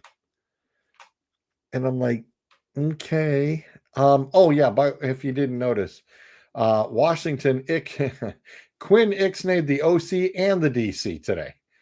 So warning, Quinn's job's on the line. If he doesn't have something to have a proven rebound next year when Jaden's 100% healthy, bye-bye, Mr. Quinn. You'll be done as an 8 seed. Well, first of all, I kind of hope Kingsbury doesn't get hired because I like the Eagles to poach him for their OC position when they fire Kevin Patullo. So let me stay cautiously optimistic there, which probably won't happen, but it's okay. I could dream. No, Kingsbury makes a lot of sense in Baltimore, as does Stefanski. Those are two offensive-minded guys that may be able to get some to coach Lamar, because I'm trying to think of other guys. Not Matt Nagy, for the love of God. Yeah, they're DC. I mean, Dan Quinn had to take his play calling away midseason, so that told you all you need to know about their DC. Yeah. Their DC wasn't good last year anyway. They didn't win last year because of their defense. They won because Jaden Daniels was an absolute superstar. See, and I think Dan Quinn is a better DC than he is an HC. I still think he's a better DC overall. It's agree. hard. I think it's hard him being on an HC spot. I think he's better as a DC. Del Rio was better as a coordinator too than he was a head coach. And I love Del Rio. Del Rio is awesome. I wish Del Rio would have came to Cleveland. Actually, I was going to ask you something. Now that I think about it, Del Rio would be an interesting pick for Cleveland. Now that I think about it, maybe that would be very interesting. Well, what I was going to ask about Cleveland, what do you think the future holds with Jim Schwartz? Do you think he stays? Do you think the new coach brings in his guy? Somebody did bring up, do they interview Schwartz for the job? See, and that was one thing too. And I hadn't really gone through my aspects of that because I was actually waiting to sit down with the other guys to kind of vegetate on that one. Was who would be good for the Browns to turn around and nab. And if Schwartz was gonna, because I said if they would have fired Stefanski earlier and they would have promoted Schwartz, I wouldn't have been mad. Kind of like a little bit of a window to see if it was a good idea or not. Yeah, I wouldn't have been mad at it. I mean, especially if he would have had the last two games, and then it's, hey, you won the last two games with him. It's like, oh, okay, well, we'll give him a shot. But once again, Jim's another guy that I think he's an okay head coach. I think he's a better coordinator, but he has to. Every defensive head coach has to do one thing well. They have got to hit a home run hire for offensive coordinator. Yeah. Because if you don't, and he wasn't bad in Detroit. It was just a lot of bad luck in Detroit. Unfortunately, Detroit was cursed until they started biting kneecaps off people. Yeah, and like I said, I think Jim Schwartz, he just happened to hit a run of bad luck in his last two. I wouldn't be mad at it if Schwartz were to stay, if somebody new did come in, if it's an offensive oriented coach, yeah, my first thing would be to talk to Jim and say, hey, I want you to stay. I mean, personally, especially if you don't have somebody in mind right off the rip. Yeah, because actually a fun fact here is, and this is once Anthony, again, the Titans are going to request like 20 freaking interviews. The funny thing is about Jim Schwartz, even back to his time in Philly, Doug Peterson didn't hire him. The Eagles hired him. Really? George. I thought it was Peterson who did. No, Peterson picked out some. The Eagles always the defense. Now, see, here's the thing. The reason behind this is, remember what did I say when Doug got fired? Doug didn't take the deal that Nick did. After 2023, Howie Roseman and Jeffrey Lurie sat down with Nick Sirianni and said, look, we need to get experienced coordinators on this staff to be able to maximize this team's potential. You need to let us be involved in this search. That was the deal Doug wouldn't take. That's why Doug got fired. Okay. So, because again, I'm going to say this 1,000 times. Nick Sirianni, I like him as a coach. He's been fine. I mean, look, a mutual thing here. He has had one of the best first 5 years of a head coach that anybody in the NFL. Well, shoot, when you say that the Kellen Moore thing kind of makes sense then too. He didn't hire Kellen Moore. No, I'm saying, but the Eagles did. Well, no. I think Nick had more of a say in hiring Kellen Moore. I don't think he had any say in hiring Vic Fangio. I think the Eagles flat out, because if you remember, in 2022, when they still had that rat-faced, bald-head bastard Jonathan Gannon running the defense, Vic was working with the Eagles as a consultant. And the Eagles' plan was, if Jonathan Gannon is going to take a head coaching job, we're going to promote Vic then.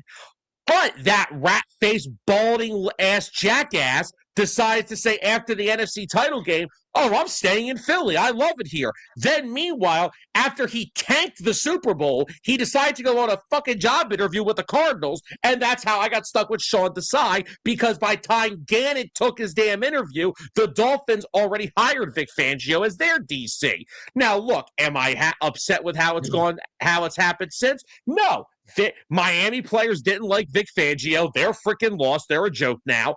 Vic came back here. I won a Super Bowl. I'm back in the playoffs again. I'm not upset at all. Except Jonathan Gannon, when he got fired, I did a little skip to my lip. Because he's the one coach I have been going against ever since he got hired. Because how the hell do you hire a coordinator who's not even good at the damn unit he coordinates? Sorry for my tirade, but my point being here is, I'm not saying Nick Sirianni is a hand puppet. Like, they're not like, all right, come on, Nick. Let's walk you over here, Nick. That's not what I'm saying. Howie and Jeffrey, they made a mistake a decade ago. It's called, they gave Chip Kelly the Andy Reid control. Oh, I don't know who. Andy Reid had almost all of personnel control when he was in Philadelphia.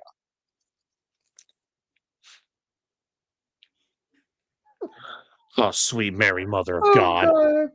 Oh, my God. Who It's not Tom. Why does Tomlin look like Takeo Spikes? I was just going to say, that does not look like Tomlin. Yeah. It does. Oh, my God. It does a little, but that's hilarious. That is oh my God. I thought my flip was funny. Oh my God. That flip is even better. That one would make Cincinnati go, what the hell? Oh my God. Oh, that's priceless. I'm going to have to save this. Oh, dear Lord. Oh, that's funny. Yeah, so like where I'm going with this, so it's like I said, when Andy was in Philly, he controlled mostly everything. When Chip got here, they gave Chip that same control, George, and you saw what happened. He traded LaShawn McCoy. He let Jeremy Maclin walk in free agency. He released, not traded for an asset, released Donzo, but Deshaun freaking Jackson in the prime of his career. That set the Eagles' offense back almost 5 years because they had no playmakers. Then when Doug came in, Doug worked with Howie, but Howie and Jeffrey were a lot more hands-on because they don't want to give a head coach that type of personnel control again because of what happened. Now, granted, let's be fair. Since they've gone to this philosophy, it's worked. They've won 2 Super Bowls, and we've been one of the better teams in the NFC over the past half decade. But they have a lot to say when it comes to hiring coordinators. Now, I understand a lot of Eagle fans are pissed off that they gave the job to Kevin Patullo, but you need to understand something. When you are playing football until February the 9th, and then literally on February the 16th, when all these other coaching staffs have been finalized, And then you hear, oh, by the way, Kellen Moore's going to the Saints. You're kind of the last dog to the bull. Like, all right, well, who the hell who's the OC now? All the veteran guys we could look at have jobs now. We're kind of screwed. So I can't get too mad at them for this year, but I will tell you now, if we come out on Sunday and this offense looks like baby back dog shit, and we freaking walk ourselves right out of the playoffs because we can't run more than one freaking route in the passing game, the Capitula's ass won't make it to the locker room on Sunday. Yeah, I was going to say, security won't even let him in back in. No, the fans, I'm sorry, the fans may throw stuff at him that way. But yeah, like I'm not trying to sit here and say like, oh, they have to hold Nick by his hands and strong arm. I'm just saying like they are trying to continue to put the best team on the field to compete for an NFC championship game or a Super Bowl every year. And Nick is taking the deal that Doug Peterson would. And that's all I was saying. But no, a lot of rumors came out early that Doug didn't really hire Jim, but the Eagles kind of hired him. Because actually, I think I forget who they freaking. There was a rumor that came out that they had the Jim Schwartz idea before they even hired Doug. I don't know how true that was, but no. But back to the Browns, honestly, like, my goddamn, Jim Schwartz done a pretty good job with that defense over the past couple of years, and it's getting better. You have easily, George, the best defensive player in the fucking game. Yeah, I mean, now. You've got Denzel Ward in the secondary with Grant Delpit. And now you're starting to get younger. Mason Graham's going to be a hell of a defensive tackle. Carson Schlesinger is going to be a hell of a linebacker. And that's what I'm saying about Andrew Berry. Clearly, he can evaluate some talent. Look what he just did. Do you know why the Eagles? Now, look, the Browns took Carson Schlesinger he was the first pick of the second round. Do you remember when we did that draft show last year, the Eagles trading up one spot for Jahad Campbell? Yeah. Why do you think that is? Because Cleveland was trying to jump back in to get Campbell. Which would have worked out real nice. Oh, yeah. I mean, look, Carson Schlesinger and Jahad Campbell are going to be phenomenal players in their career. I think either or you could have went with, and it would have been fine. But on paper, with the draft process, Jahad Campbell was the bigger name and the better player. I think they're both going to be great. But look what and offensively, at least you have a little bit of ability block. You got a good tight end in Harry Fanning. Your running back core looks good. Jerry Jeudy, if he's not a wide receiver 1, he's at least a lower grade wide receiver 2. So, like, if you drafted a Cardell Tate, you're looking pretty good there. The question still has to be, who's your head coach? You got to fix your offensive line. And who the hell's your quarterback next year? Are you going with Shedeur? Are you going to bring in a veteran? Are you going to draft another? I don't know. I'm going to turn around and that's been the $1 million question. Everybody's sitting there going, yep, you need to work on that QB spot. You got to take a QB. Sorry, folks. I think you're locked in at Shedeur, and you're going to sit there and you're going to ride it for a little bit. But yeah, let's see what happens in a full year with a more consistent. It's gonna be. Listen, you wasted way too much already turning around and trying to pick left, right, and center. So you're gonna be stuck with Shedeur. I know Justin's not going to be a big fan of this one, but no, you're not going to get a quarterback out of this draft. I think you're gonna have to sit there and study that you still need offensive line help, and I think that's exactly where Cleveland goes with their first round pick. I think they'll probably trade down to turn around and do it, but they're going to take. And that's the other thing. You not only did you trade down to and still got Mason Graham, you got an extra first from Jacksonville in that Travis Hunter thing. Right, and so you get to pick another body later on in the draft. And where exactly? But you're going to get 2 first-round picks. Yeah, so, and what Andrew Berry just did with his entire draft this year, I'm confident in that. Like I said, the guy's been around a successful front office in Philadelphia. He was the assistant to Howie Roseman for a few years. They are in good shape with him.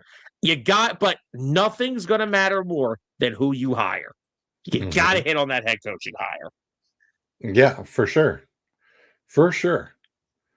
And then it's like I said, it's just a matter of again, like, don't get me wrong. I understand like Stefanski is supposed to be this offensive minded guy. I didn't see Shador succeeding with a guy who kind of knew he was going to be out of there in a few weeks anyway. I think Stefanski at this point was just like, dude, I got to get the fuck out of this place. I think that's where he was. I think both sides needed it. And I still think Shador may be a capable quarterback. I'm not saying he's going to be a fucking stud. He's not going to come out here throwing for 5,000 yards, 45 touchdowns, but he may be decent. Joe Montana didn't do that. Joe Montana was a good game manager. If you have a good game managing quarterback, you don't need to sit there and burn your arm out for 5,000 yards. Well, I understand that. I'm just saying, like, I don't want to put that pressure on him, but still, if you put him with the right coach in a decent system, you've already got a nice little duo at tight end. You have a strong run game. You beef up that O-line a little bit. Because I'll tell you right now, and that second pick that you get in the first round, you take your wide receiver. Take your wide receiver there. Take your wide receiver because it's gonna be in the 20s anyway. Well, or higher, depending on what Jacksonville does. Right now, they're on Jacksonville could be playing in California in a few weeks, for all we know. Yeah, so you're going to be in that back end of the draft anyway. So why not turn around and pull a wide receiver there? I ain't mad at it. As long as you get an offense, you work on the offensive line with your first one in that top 10, and then you turn around and go fetch yourself another wide receiver on the back end. I mean, sure, I'm in. I mean, in hell, if you trade back and you still get your offensive lineman and all you've just done is get another first rounder for next year, okay, sure. Why not? Wow, we got a big one here. Washington quarterback Desmond Williams just entered the transfer portal. I was going to say, who hasn't entered the portal? Jeremiah Smith. Sorry, don't think that one's happening. He already tweeted out he's not going anywhere. Why would he? Yeah, I don't. I've got other stuff wanted to go through, Sam. Oh wait, hold on. Here, listen to this report that just came out a few hours ago. A key pressure point in John Harbaugh's firing was his refusal to entertain any conversations about moving on from offensive coordinator Todd Monken. Yeah, I had seen that too. And it's going to be a lot of speculation in that. Well, that's another key, that kind of the same thing in Philadelphia. Back with Doug Peterson, he got fired because he wanted to promote Press Taylor as his offensive coordinator. And Doug's like, are you, Doug? And Howie and Jeffrey are like, Doug, no offense, we love you, but are you out of your freaking mind? Our offense has sucked since Frank Reich left. What are we doing here? Anyway. So I wanted to kick off the show, like literally, with Mr. Cam Little giving the big middle finger to the NFL since they didn't want to have his 70-yard field goal for the longest in NFL history, and they wouldn't allow it because it was preseason. Cam gave the NFL the big F you, not once, but twice, as he just now owns both records for, it had to be indoor. Well, okay, fine. He did 68 indoor, and on Sunday he did 67 outdoor. So, claim it what you will, NFL. That's Cam Little giving you the big F you, buddy.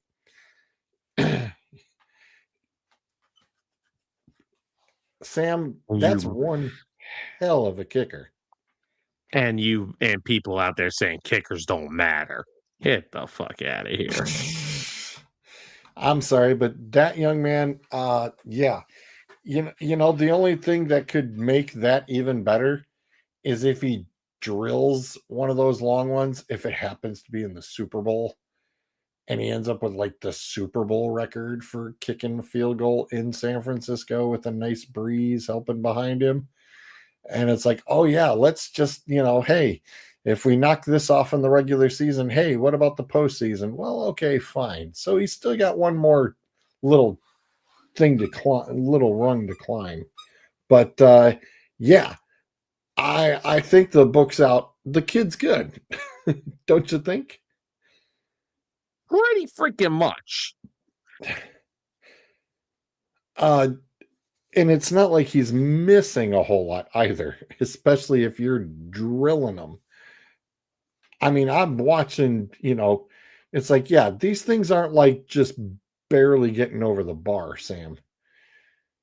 These things are, Oh no, I mean, especially indoors in Vegas. Come on, man. Seriously. Indoors, no wind. Yeah, I think the kid's good. I think the kid's really good. his kicks would be good from 75. Some of them. I mean, you could literally, you're almost lining up at the 50-yard line. When you have a weapon like that, I mean, duh. Okay, Trevor, where do we got to get to? Get to about 45. I'm good. Okay. Okay, no problem. I mean, Sam, we usually see, I saw, when I saw it on TV, they're just like, where's his range? Usually we see that field goal line somewhere around between 30 and 35-yard line.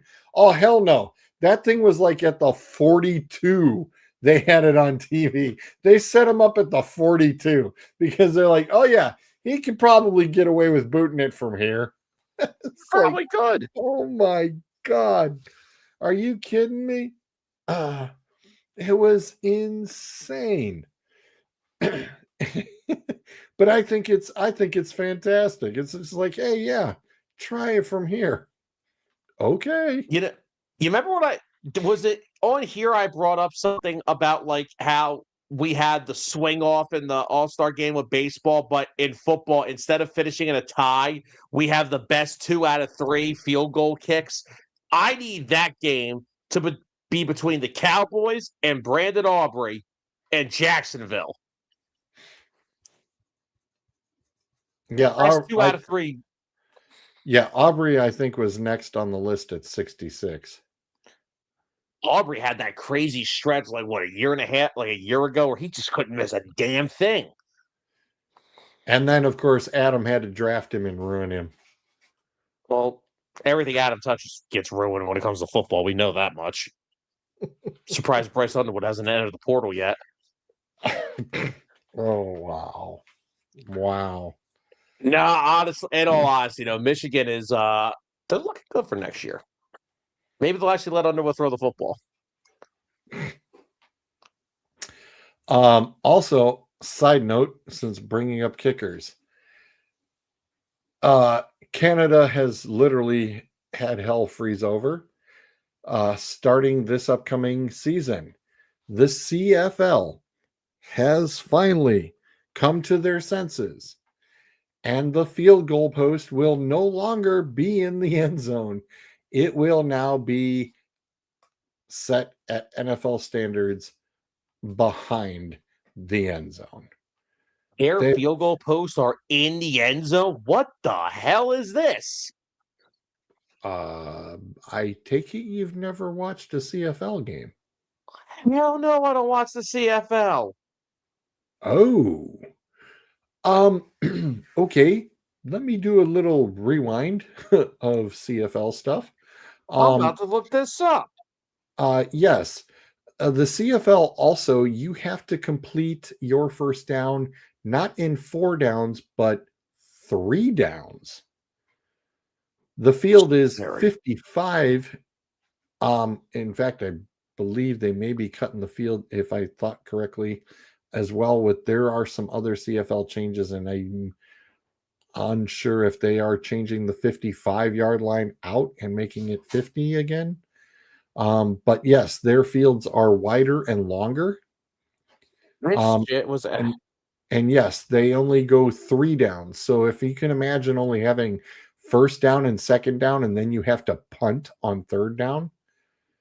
The one thing that I did like about CFL is your wide receivers can go in motion and run forward towards the line of scrimmage, but you got to time that snap, brother, like nobody's business from being offsides.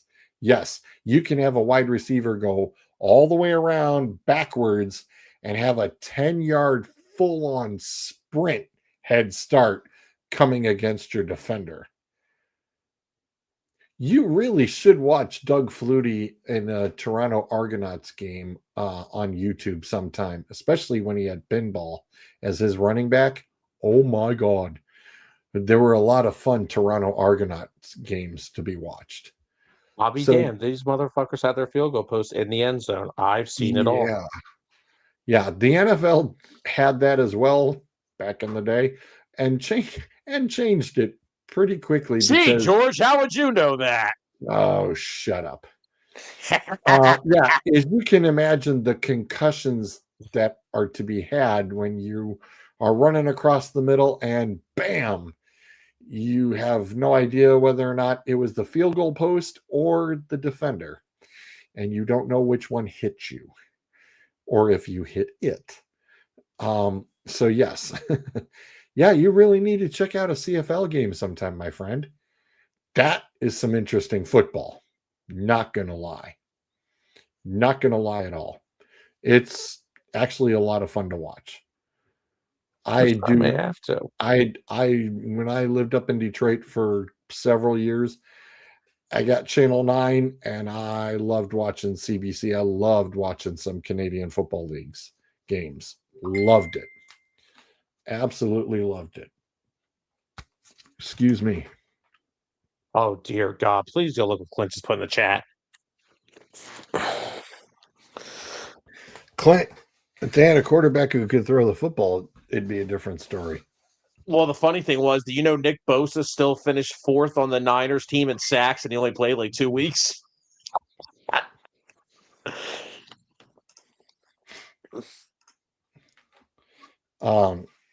Yeah, I was gonna say for where well, no, I was gonna say yeah, being over by Drew, I thought you might pick up a little bit of Toronto. Okay. Yeah, check out the CFL. You'd have been surprised, very surprised, especially with some of their rules. You thought our refs were crazy? Well, our refs aren't crazy; they're just stupid. Well, there's tons of fun to be had in a CFL game too. A lot of them. I'm sure there is. But yes, the CFL has come to their senses and have put the field goal post out of the end zone. That'll be an interesting adjustment for that for those kickers. As I knock my microphone completely off the desk. The goalposts will be moved to the back of the end zones, basically making room for QBs to make unobstructed passes in the end zone. Duh. More options for offenses starting drives near their own goal line. Better views of the end zone in the stadium and on TV. No more doinks from the QBs off the uprights, which, by the way, is hilarious as I'll get out. Could you imagine a running back running full force for a touchdown and not being able to stop going? Like I said, you need to watch a few games. Sometimes it's not pretty. Yeah, that's like a player safety problem right there. And it looks like yes, they are. I was correct. In 2027, The field will be adjusted to match the NFL. They will be changing their field from 110 yards to 100 yards. Airfield 110 yards. Yes. Their What end zones will the be changed hell? from 20 yards deep. Like I said, 20-yard end zone, dude. It's a big end zone. They will be changing it from the 20 yards deep to 15. And the field itself will be changed from 110 to 100. So they will be eliminating the 55-yard line. Yes, I said the 55-yard line. What the hell did I just hear? Like I said, you really need to see one of these games. You just it takes a little bit to kind of get used to it. But the 65-yard width will be maintained, by the way. Interesting.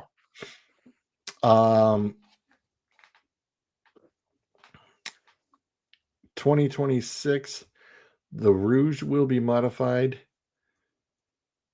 No more games decided by a missed field goal or punt or kickoff that goes through the end zone. That's the other thing they're scoring. No single point when missed field goals go wide of the goalposts. Yes, that's a thing. If you missed, you got 1 point. If you made it, you got 3. Yeah, I'll let that sink in. I'll let that sink in for a minute. Yeah. That's sinking like the Titanic. There's still it hurts to say it. No single point when punts or kickoffs sail or bounce through the back or sides of the end zone without being touched by a runner. A single point will still be awarded when a returner can't take a punt, field goal, or kickoff out of the end zone. And a single point will still be given when a returner takes a knee. Sam's like, what? Hell are we talking about right now? Yeah, this is why, in CFL, they're going to be really strategic about that kickoff return zone. That's why they have a lot of returns, is because they don't want to kick it out of the back of the end zone. That's why if I'm a NFL squad with their new rules, I'm going to grab me a CFL kicker in a heartbeat, because we know that those boys know how to turn around and dance that ball right on into that 10-yard air, in that 10-yard buffer zone all day long. I'll take that all day.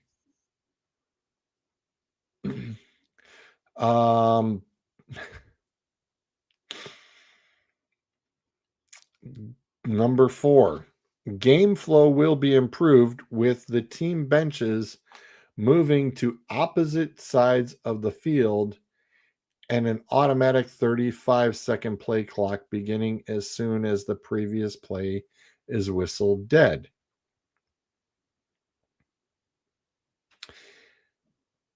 Yes, Sam, the team benches were both on one side. So what is this, the NBA? So, yes, it's taken them a little while apparently to catch up to the modern age of some football. Yes, both teams were on the same sideline. Yeah, I know. Of course, it says team bench locations avoids lengthy player substitutions and it limits the players running 60 plus yards down the field right before a play. It also will avoid unnecessary interaction between opposing teams and the consistency across the league. Some benches are currently on opposing sides while others are still side by side. So they're making that standard rule numero uno. What they're The 35-second play clock, by the way, is because the current 20-second play clock is manually initiated by an official, leading to variability, it says. Eliminates the inconsistency in overall timing and pace, and instills a sense of urgency in players to progress the game and continue a drive quickly.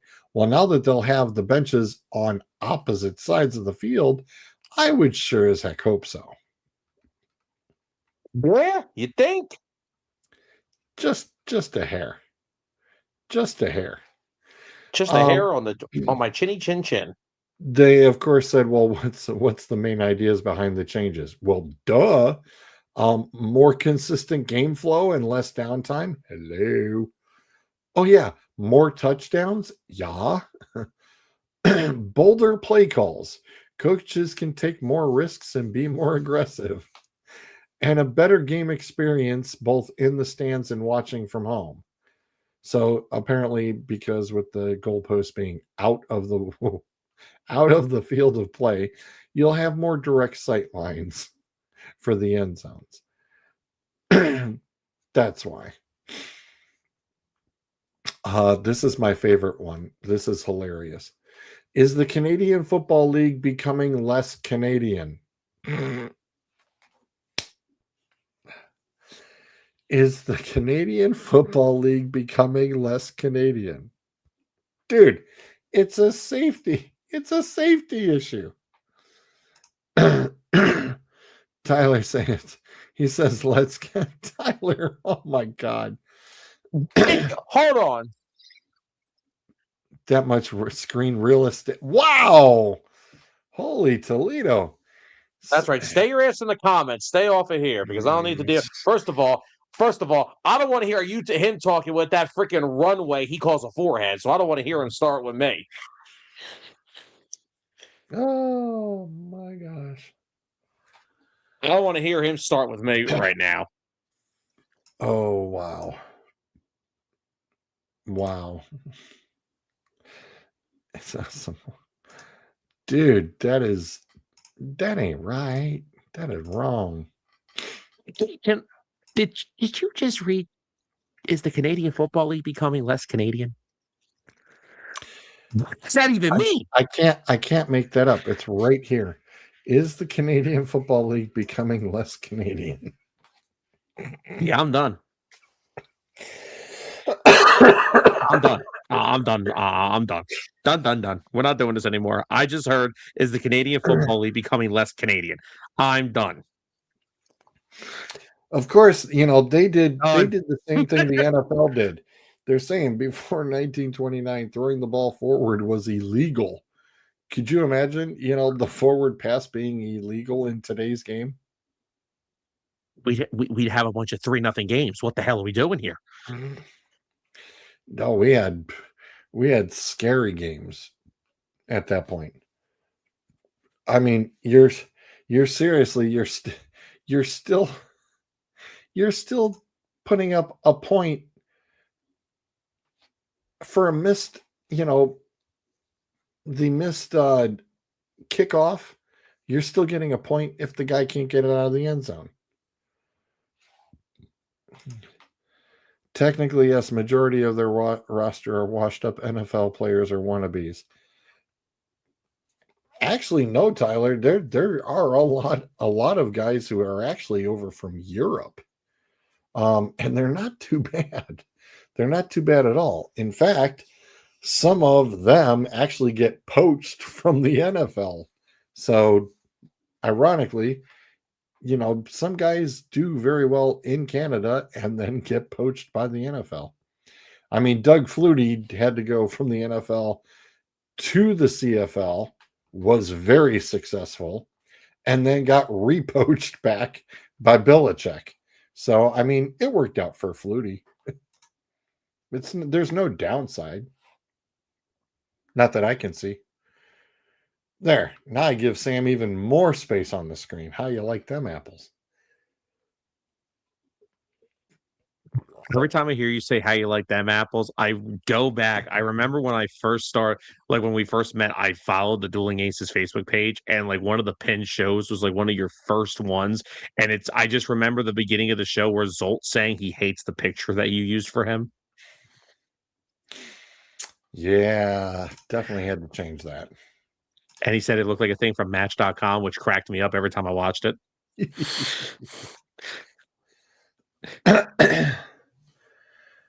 Okay, now that we got through, since we got through that little segue, let's get into the nitty gritty.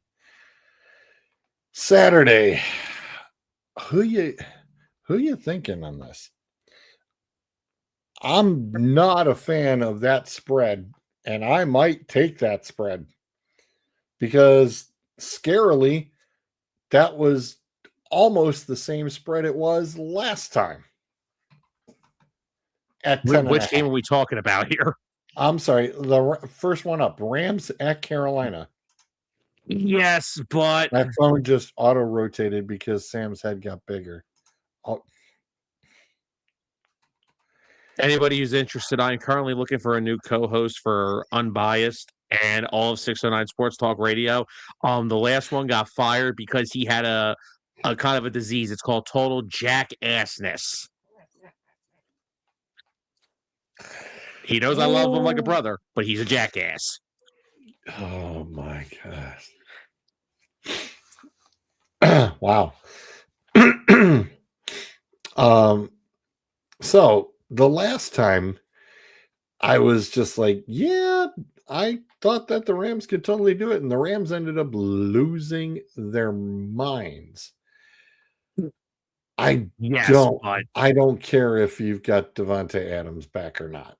You had him the last time too. I don't see 10.5. I'm sorry. No, but I do see.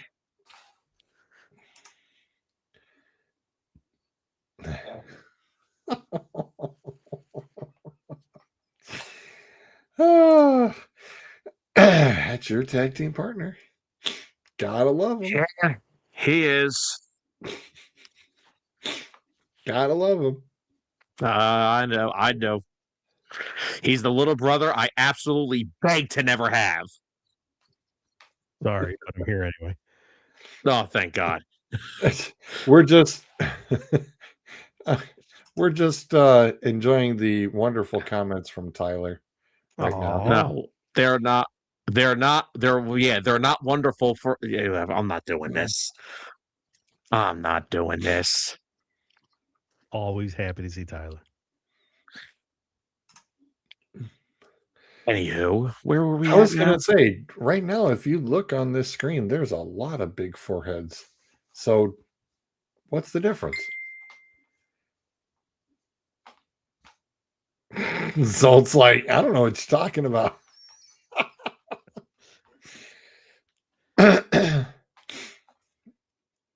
How's it going, Tyler? Welcome to the real show. Hey, we've been cruising along just fine. Yeah, you guys been doing all right. I needed Zolt like the freaking Niners need a healthy defensive lineman. Lineman? How about anybody? Did you, Zolt? I don't know if you were listening earlier when I said this. Do you know that Nick Bosa is currently still fourth on that team in sacks on the year, and he hasn't played since like September? Wow. Well, that was like that Garrett Wilson stat. I saw that stat earlier today, and that is unbelievable. If y'all didn't see that. Scary.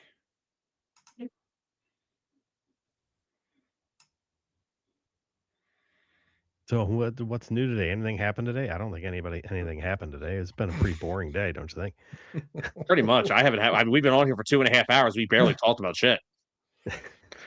Yeah. You know, it's a good thing you were riding the wave with us through the chat. I mean, George walked himself into an old joke like he always does when he said, the NFL used to have the goalpost inside the end zone. I'm like, gee, George, how do you know that? I was familiarizing our young friend here, Dave, with the CFL and how the What do you think? CFL games and the CFL rules, What? and they've come out of their hibernation of um the 1800s of football and decided to move the field goal posts outside of the end zone I was going to say next year. you're talking about it like it's dead. I mean, it's like the Well, CFL's been it there. It's was still here. right. Well, they turn around. They said they're making the changes so that it's a safety issue. I went, wow. They finally realized that it took them till now. Got news for you. So It was a safety issue 20 years ago too.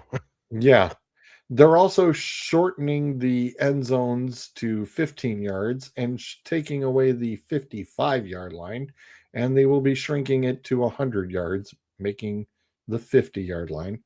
But they're still keeping the 65-yard wide field, and they Okay. decided to put the benches on the opposite ends of the So field. so we're just making this up as we go now, huh? Oh, they're and it was hilarious because I even showed Sam the article, and they asked, is the CFL becoming less Canadian? And Sam almost lost his mind. His mind. What, did they change the name? Nope, still the This is same the only name. way it's getting less Canadian. Right, right. So I don't, if you're in the middle of going through games, I don't want to interrupt. I We're have just okay. starting. Okay. Well, I have a topic that's actually going to take the place of our fill in the blank. But I it's actually, gonna I take us a minute actually, to run through. I actually have a fill in the blank for this evening. Stealing my gig again. Uh you're not going to be disappointed with this one. There was actually some homework done. I came up with a good one. I even told Sam it's in his wheelhouse. It happens to be basketball. So related. Oh, So I thought you meant in his wheelhouse, as in it's been in the past 10 years. well, well, well, we'll see.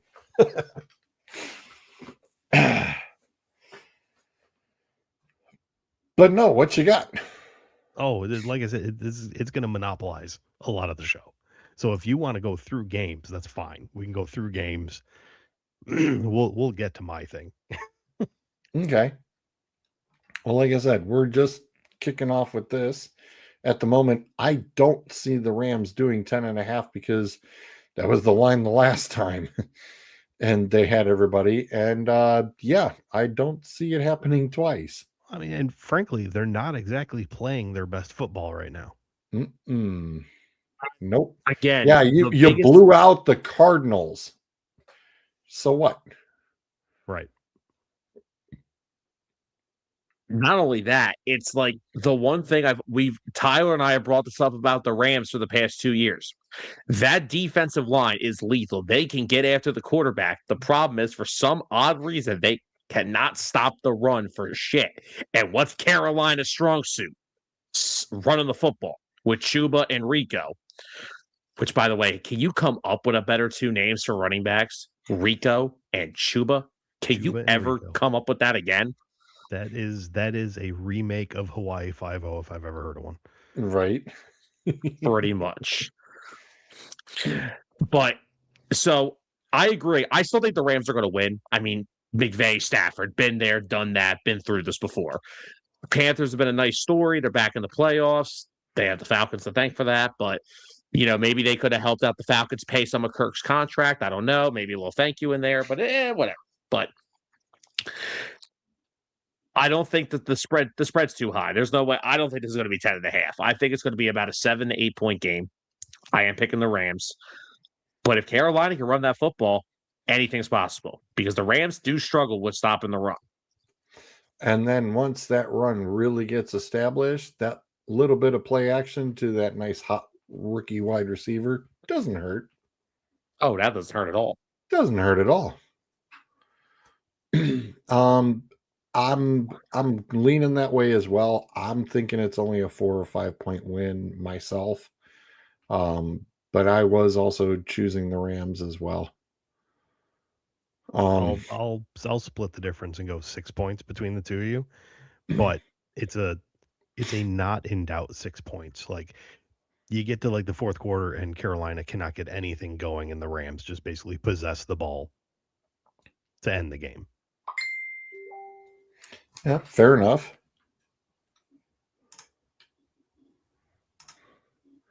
Did I not send the link in? No, you didn't. You put it in the chat with Tyler. Now you never put it in the jam session one.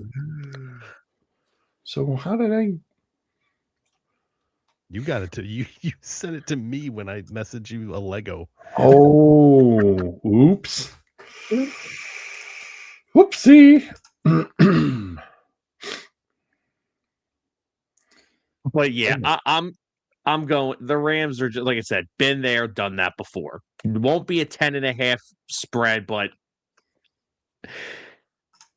if Carolina wins this game, then I don't know. If Carolina wins this game, it kind of changes a whole lot about what I think about the NFL. No, what's going to happen? We've seen weirder crap. No, you know what's going to happen? They're going to win this game, and Cam Newton's going to somehow say, I had a big part in this. Oh God, no. That Chicago Green Bay game, I don't know. I think the lines, it's going to be a pick 'em. Here's what gets me with this game. This is what, the third time these teams have now played each other in a span of 5 weeks, and no Parsons now.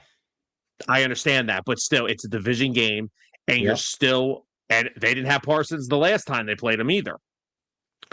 He got hurt in the Denver game, so they've played him once, and they won, Parsons. And they won that game.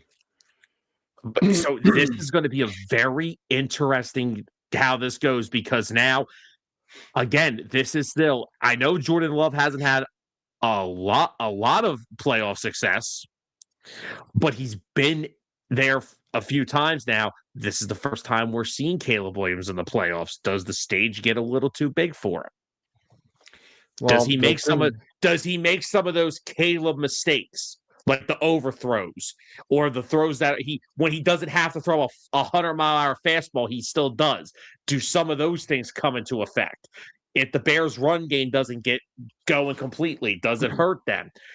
Again, this is why I hate the let's play division opponents 2 out of 3 weeks to end the season, because now we're going. This is the rubber match now. I agree with you 100%. And my thing on this is, Jordan Love cleared protocol actually before last week. They went, we're not going to risk. Why bother risking? They're locked in where they are. Right. They were locked in at 7 anyway. So it's like, why not give them another week? No big deal, which I'm fine with. But I think that first quarter, maybe quarter and a half, Love is going to be a little rusty. He'll show that rust. But that also kind of concerns me of how much is Ben Johnson. I mean, a lot of it I think is going to be on, and Dave can probably speak on it a little bit more than I think Ben Johnson is kind of filling these guys' heads just like Shanahan even would, or any of the heck. I'll even go further with that, with even Belichick going, hey, it's just another game.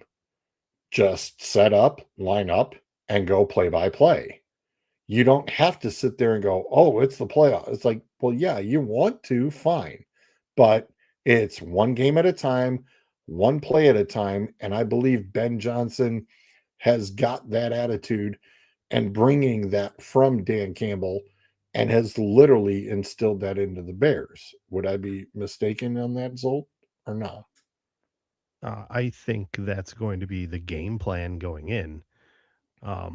You can plan it out as much as you want. You can strategize as much as you want. Eventually, the game takes over.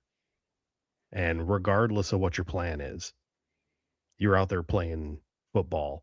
And to bring up Sam's point of does Caleb revert? Does he start making those little mistakes here and there? He makes them in regular games. Now it's amplified. So what I want to point out, though, and I just we've glossed on it. Green Bay favored by 1.5 on the road. That's an implied 4-point favorite on the road. Saturday's weather, by the way, snow showers and a 15 to 25 mile an hour wind. I don't think either of these teams are really going to be affected so much by the weather. They've seen it. They know it. They live it. I just, honestly, to me, Green Bay's the better team. I'd say, honestly, I would take I'd give the 1.5. I think they're going to win by a touchdown. So. Okay. And as much as I make fun of Green Bay for their fans thinking Matt LaFleur is a genius, he knows his stuff. He's not dumb. Even though he couldn't put up more than 7 points and out-coach Kevin Patullo, but everybody has a bad game. Yeah, I know it's the rubber mat, but I'm thinking that the Chicago defense, I think, will hold up and outlast on this one. Because I definitely wouldn't want to leave it down to a kicker. Just got to stay away from those aspects of football games at the moment. Kickers, yes, you should always stay away from kickers. I don't know. That Ole Miss kicker did pretty good on Thursday night, didn't he? That is true. He did his job. Unlike poor Mr. Loop. I feel bad for the guy. Yeah. So Sunday, Buffalo is at Jacksonville and favored only by 1.5. By the way, I think the Bears are going to make the NFC title game. Oh my. They're weird. They're weird. No, it's Seattle and Chicago. I wouldn't be mad at it. They're weird. Like, they're one of those teams it's like the Lions a couple of years ago when they were just on the edge, and you're like, they shouldn't be this good, but they are, and I don't know why they are. The same thing with the Bears. Like, they shouldn't be, and they are. Especially with a 1-year turnaround. Exactly. My God, could you imagine if the Bears accidentally end up in the Super Bowl? Who's your coach of the year? Who's your coach of the year? Well, that's already voted on. It gets voted on before the end of the season. So can't wait to see the percentage. Yeah, I was going to say right now, I can't wait to see the voting results for how close that crap's going to be. And there's nobody that they could pick. Like, they could pick Vrabel. I wouldn't be mad. They could pick Ben Johnson. I wouldn't be mad. They could pick Jim Harbaugh or Sean Payton. I wouldn't be mad. They could pick Liam Cohen. I wouldn't be mad. Like, there's nobody you could pick that would piss me off. Yeah. I don't disagree with that. Again, you could pick Shanahan. I wouldn't be mad. Let's not go that far. If you look at what the Bears have done this year, the Bears, the Broncos, you're not supposed to be this good this quickly. It's not supposed to happen. And the Broncos are the number 1 seed in the AFC. Yeah, went from 7th till 1st. And don't they still have? They made the playoff. They made 7th last year in the playoff. And you look at the Broncos. That's a team that could represent the AFC in the Super Bowl. They very absolutely. Like the smart money for me right now is Jacksonville and Denver in the AFC title game. Oh, what a game that would be. That's interesting. Jacksonville's the hot team. That's why I thought this was almost laughable when they said Buffalo is favored by 1.5, and I'm going, I'm sorry, what? But look in the last 5 years, the Bears, the Broncos, and the Jaguars have all been the laughing stock of the NFL, right? And those are three teams that you could point to and go, hey, they might make the Super Bowl this year. And nobody's like, yeah, no, that doesn't make any sense. Yeah. And like that's what we've all said throughout the entire season, no matter who you talked about. When it got to the clear point of we kind of knew who were going to be the playoff teams, there is not in either conference, there is not a clear favorite for anything. Nope. Anybody can jump this thing. Anybody. And then I'll tell you 15 different reasons why it won't be my team.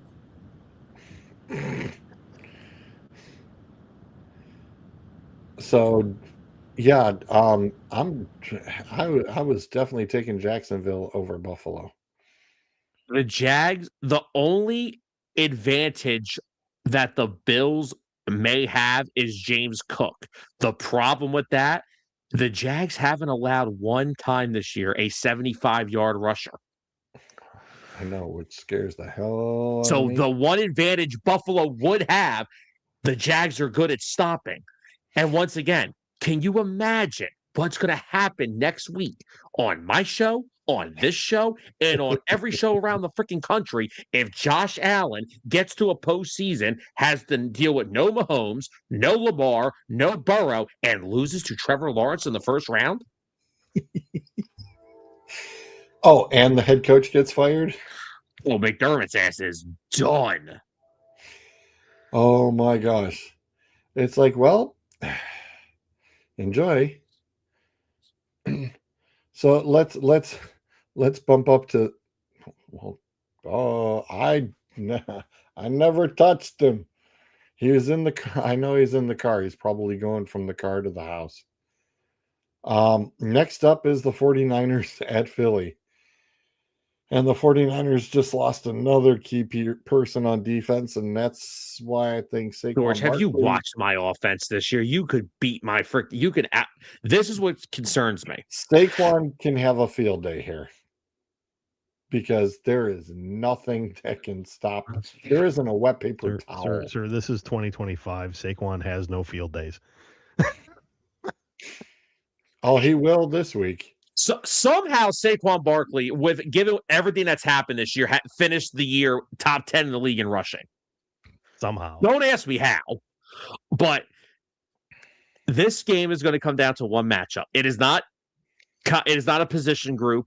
It is not Kyle Shanahan against Vic Fangio. That could be entertaining because Kyle, regardless of all the injuries they've dealt with, he's still a really good offensive mind. And I think we all know at this point, Vic Fangio is one of the best defensive minds in the game, and the Eagles' defense is top 3 in the league. They're going to come to play. What I am afraid of is Robert Saleh, regardless of the amount of injuries he has, against my idiot of an offensive coordinator known as Kevin Patullo.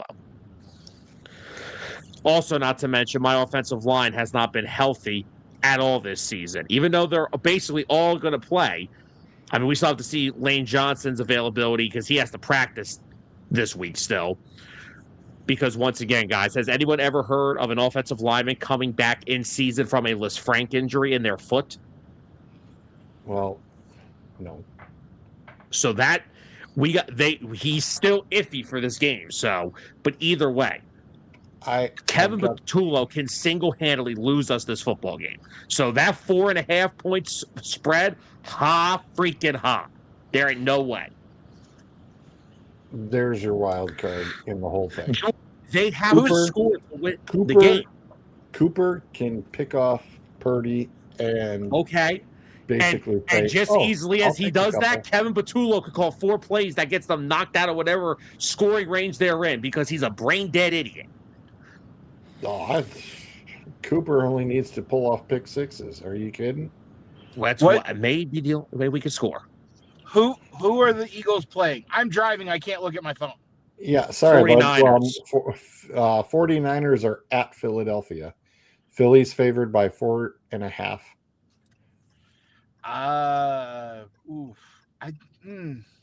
Yeah, that's what we're saying. And the 49ers just damn, Sam, you spilled off his name last night who just got hurt Sunday. Whatever one of your starting linebackers were, I forget his name, but we just lost him. I think my money is on San Francisco, but it's gonna be ugly. I don't think I don't think that either team plays particularly well. Mind you, this is just from watching. It's not from any type of actual technical analysis. So don't.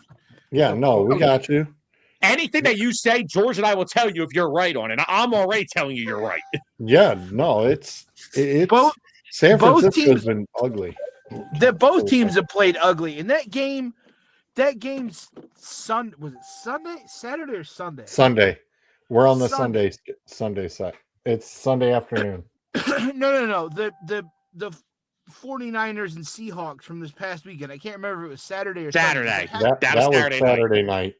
Because I had it on in the background. We were doing stuff around the house. We were de-Christmasing.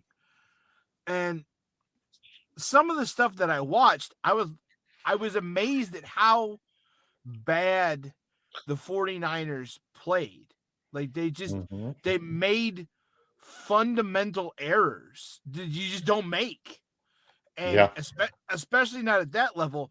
But here's the thing. The Eagles are the defending Super Bowl champs, and they make the same mistakes from the top down. I've seen stupid coaching and playing mistakes from them all season. Oh, trust me, you don't have to tell me that.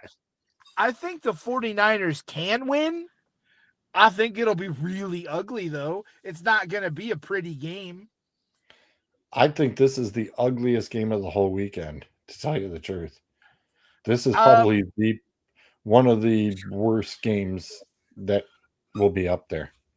I think the Steelers game could get pretty ugly, too. I could. Yeah. This one, well, if we pick one from each conference, I could take that one at the AFC side. Because, here's my thing with this game once again. The Niners you saw what happened. Look, the Niners are good. Yes, they've had a good year. They are so banged up on both sides of the ball. You see what happens when they go up against a team that is just more physically dominant than them. They don't have the bodies to hang with them. I said on Friday night last week when me and Tyler did our pick show, if the Niners want to beat the Seahawks in that game, they had to make Seattle a one-dimensional offense and not let them effectively run the football. Seattle pushed them around the field the entire night. Something you don't see, even though the score was not a lot. But Seattle, on both sides of the lines, dominated. The offensive line dominated, and they were without Charles Cross, their left tackle. And on the defensive side, they were... Yeah, and Charbonnet still had a field day. Well, it's like Detroit last year. Detroit was so banged up, and then they went into that game. Was it the Commanders? Washington? Yeah, against Washington. Yep. And Washington just took them to the woodshed, and San Francisco is the same way. But the Eagles. We are not offensively sound. No. Just this is going to be a really weird analogy, but you'll get where I'm going. Okay. The Eagles this year remind me of that friend that everybody has that fumble fucks their way through life, finds themselves in the dumbest situations, and somehow comes out fairly unscathed through most of it.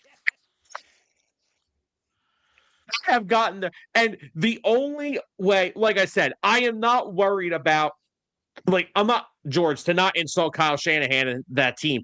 It's not that I'm not afraid of the Niners with McCaffrey and Kittle still. Vic Fangio has an answer on that side of the ball for almost anybody you name. Chiefs, he has answers. Bills, he's had an answer. Detroit, he had an answer. Green Bay, he had answers. I'm not worried about my defense. We are easily going to lose this game 13-10, and I'm going to be pissed off the next morning. You know why? Because my offensive coaching staff is that damn brain dead that we have this much talent on an offense, and they don't know what to do with it. This will come down to, can Kevin Patullo actually coach his offense using more than 3 plays in his playbook? Which I don't even know if he knows that many plays in his own playbook. You know what your offense reminds me of? Go ahead. Some of those Saints offenses from the mid 2000s that had all that talent and still couldn't get out of the playoffs to the Super Bowl. This, like I said, they put up points. They put up points in bunches and were the talk of the NFL, but they couldn't. When it came down to it, they couldn't perform in the clutch moments. That's not even the problem with this Eagles offense. They can't put up points. Like, they cannot move the ball. We led the NFL in 3-and-outs this year. Like, we are not a good, properly coached offense because we have the Eagles are not designed to have a rookie offensive coordinator. That's the problem. You are in the moment with Saquon and AJ and Devontae and all these guys. You are in a Super Bowl window. You are not prepared to have a rookie offensive coordinator do this shit because it's not it. When is somebody, a rookie coach, great in their first year? That's just a coordinator. That's never done anything like this before. Almost never. They are not built for this. And the problem is, like I said, we played so late into last season, into February. We lost Kellen Moore on February the 16th. Every other coaching staff was finalized. Offensive coordinator options were at a slim pickings by then. I understand they didn't really have a choice but to promote from within, but I'm going to tell you now, if Kevin Patullo, they come out on Sunday and look like dog shit and we only score like 10 to 13 points and lose, his ass will not make it back to the locker room before he has a pink slip. I'm telling you that right now. Because Jeffrey Lurie and Howie Roseman have no issue getting involved in this shit. They did it in 2023 when they collapsed down the stretch. Brian Johnson's offense sucked. Fired him, brought in Kellen Moore. Look, good things happen. Tried this again. Promoted Patullo. Bad shit happens. We're going to be going through the shit again next year. But no, I'm with Bruiser. I'm with Bruiser and George. These teams both have sloppy traits, and this is going to be an ugly ass game. I'm sorry. I'm going to interject because I don't accept that. Because you rested all your guys this past week. You should be well rested, ready to go. This should look like the Eagles that we expect to see in the playoffs. And I want to agree with you so much on that, Zolt, but that is how stupid Kevin Patullo has been this year. That's how stupid he is. Like, they cannot come up with a concept of offensive plays that work for more. The only time this offense is, like, every team has the scripted plays that you open the game with, right? As soon as we have to make in-game adjustments, you might as well turn the motherfucking game off because we're not scoring again. That was 100% me holding up the Sam doll and just turning the key, turn the key, let it go. Like Bruiser was saying about, like, the Eagles being that person that gets through all these things unscathed. The Eagles are 2-0 this year in games that they had 0 yards passing in the second half of games. How the hell in the year 2026 do you win 2 games in the NFL where you have not complete a pass in the second half of a game? And it wasn't like they were bad teams. They was against the Bucs in week 3 or 4 when the Bucs were still good, and the Bills. Now, grant the field conditions in Buffalo sucked, but still, how the hell does stuff like this is bizarre? This is some of the most bizarre shit I've ever seen. Well, and that's why I think that in the end, I think that, the person who will probably put it up the score for you would be Tank Bigsby. I think don't it's Tank who use turns them. around and comes out on the end on the plus side of that, and he's the one who turns around and puts, the team on his back and, just runs it up there and gets it Hang for on. you. I haven't given my prediction, so let me give my prediction. Yeah, sorry. Philly by 10. Defense scores 2 touchdowns. That may be the only points. That may be the only touchdowns we get. Like I said, I think Cooper's. Yeah, I think DeJean is going to be all over it. I really do. Did anybody see the report that about him and Nikki Bella are officially like casually dating? They said. Yeah, I saw something along those lines. I saw that. Watch out, Coop. She's a freaking drunken hot mess. Be careful. Coop nailed himself a cougar. Just make sure she's going to her AA meetings. Be nice to Nikki Bella. Sorry, the lush. She's got issues. I'm sorry. Hang on. How old is not Nikki? Cooper is 22. She is 42. Okay, so regardless of that, I mean that could be exactly what he's looking for, George. He's 22. I know. Like I said, be careful. And honestly, you want to talk about the lush. You may want to talk about her sister before she had kids. Oh, the both of them. Are you kidding? Oh. Party Central with those two. All right, moving on to the last game of the evening. Yeah, what are we doing here? We get the Chargers, who rested their starters because they also knew they weren't going anywhere except the 7 spot. And they get to go to New England. And the line is 3.5. And I thought that was a little low. Agreed. I don't know what's up there.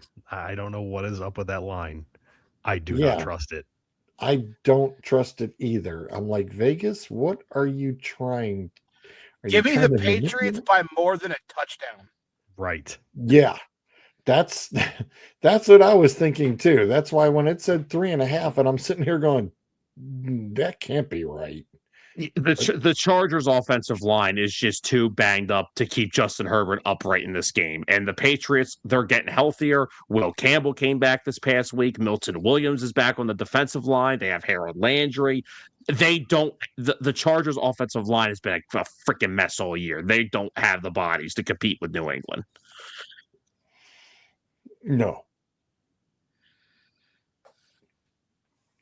Nope. Yeah, I don't know. I don't know what Vegas is looking at. I just don't. Not in this one. Yeah. Usually I'm the guy that's like, trust Vegas. They know what the hell I do not understand this line whatsoever. Yeah, especially at only 46.5 on the over-under. I'm like, what the heck are you guys looking at? Maybe Harbaugh just knows the plays Drake May is going to run. I don't know. Can't tell you. Yeah, that one, it kind of threw me for a loop when I was posting that.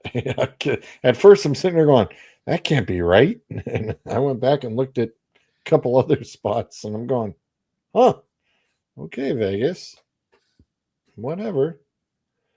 On to the Monday night. Oh, Houston at Pittsburgh. Houston favored by 3. And that over-under is ugly for sure at 39.5. So 3 on the road. That's an implied 5.5. Houston's defense. I will go as far as probably the best defense in the league. This is going to be a defensive battle. Yeah. Pittsburgh ain't going to hang with that, though. Yeah, but the problem is Houston's O-line is another one. They are awful this year. And do they have the bodies to throw at Watt, Highsmith? That is going to be interesting as well. So, yeah, I think this is going to be... What's up, Kev? This potentially has this is the AFC ugly game of the week. I think the Steelers win by 6. Oh no, the Steelers lose this game, and Tomlin Well, of course, the rumors will come out flying, but if Tomlin, he's got one more year left on the contract, and Rooney said nope, he's not going anywhere, and it's like, well, if Rooney says he ain't going anywhere, then he ain't going anywhere. No, he'll let him at the very least work out his contract. Yeah, I think so too. I mean, you've come this far. Why the hell? And he'll let him extend himself. That's a possibility. No, like I told you, Fox is sitting there waiting for him to finish because they want him to be their next Jimmy Johnson, and they are willing to pay a lot of money for him. He might be their next Terry Bradshaw. That's on CBS. Kevin wants to know what's going on with my background. Kevin, that is Oprah with the "you're fired" and "you're fired" and "you're fired." Everybody's fired today. Terry's not on CBS. Terry's on Fox.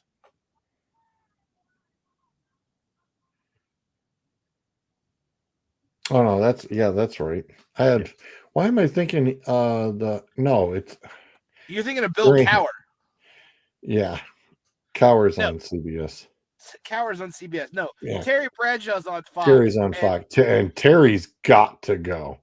Terry sounded like an idiot this weekend. Mm-hmm. Yeah, he's been sounding like an idiot for several years now. He's got to go. Look, I understand what you're saying, but I really think Pittsburgh wins this by 6. Because Pittsburgh, for whatever reason, I don't know why, they're really good at ugly games. They are. Look at the game Sunday night against Baltimore. They're really good in ugly games. And I can see them winning. The thing is, go ahead, Zolt. I was just going to say, I don't see this as being an ugly game. I see it being a defensive game, but I don't see it as being ugly. Houston has figured out how to work around their O-line. I mean, seriously, the last time Houston lost, week 9. They know what the hell they're doing at this point. It's an ugly game in that it is going to be a defensive battle and an offensive struggle. Points are going to be at a premium.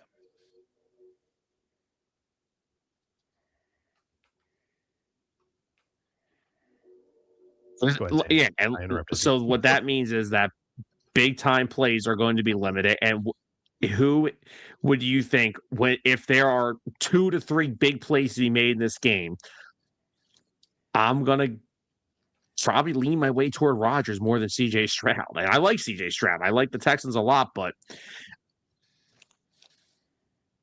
I don't know. I may lean with Bruiser. I may go with the Steelers here. I don't know why. The thing is, I lean more with Nico Collins than anybody Pittsburgh throws out there. Yeah, yes. I mean, they get DK Metcalf. He's had a 2-week vacation. Yeah, but all you got to do is insult him from the stands, and the next thing you know, he's gone for the rest of the game. His ass is out of there again. You say DK. Seattle's better without you. He may flip. Well, and the thing about Pittsburgh is, hey, okay, you had to worry about Myles Garrett 1 week, then you had to worry about Kyle Hamilton, and then you didn't. They got to fucking deal with these behemoths on that line. The problem with Houston is everybody's good. You're not just focusing on one guy. You have the whole team to worry about. You have multiple guys on that D line that can kill the offensive line of Pittsburgh. And I will say Aaron Rodgers does not make many mistakes with throwing the football to the other team, but that Texans secondary has like 5 guys that take the football away. Lassiter, Petrie, Stingley, Bullock. I may have to switch my pick. Son of a bitch. Sorry. Didn't mean to do that to you, but yeah. That's exactly I don't know, man. I'm you know what? I'm saving this game for Friday night on my show. I'm not picking right now. Okay, fair enough. This game is too hard to pick. Fair enough. Fair enough.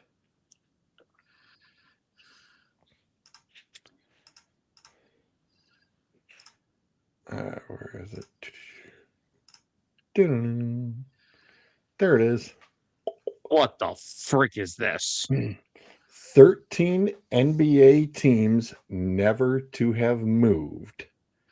And what I've given you is their year that they were established. Year of founding. Oh, Jesus. Yep. It's not that damn hard. Boston. Don't ask me the year. Yeah. 46. That'd be my guess. Come on. So, all right, guys, I got the hard one. Now you guys get the rest. Are the Lakers one of them? No. The Lakers were actually the Minnesota Lakers. Okay. So the Lakers are not. The Cleveland Cavaliers are one of them. Yes, sir, they are. The Cavs are one of the 1970s. The Knicks. The Knicks are the other 46. See, George isn't playing, so I had to make sure I got the ones that he would remember. Ha! Wow. I don't know if they've ever. I don't know if. No, wait. Are the Sixers on here? Mm-mm. I couldn't remember if the Sixers ever moved or not. The Bulls? The Bulls are the 66 that I happen to be on. Yes, sir. I got to throw the Pistons out there. Nope. They came over from Indiana. No, the Bucks.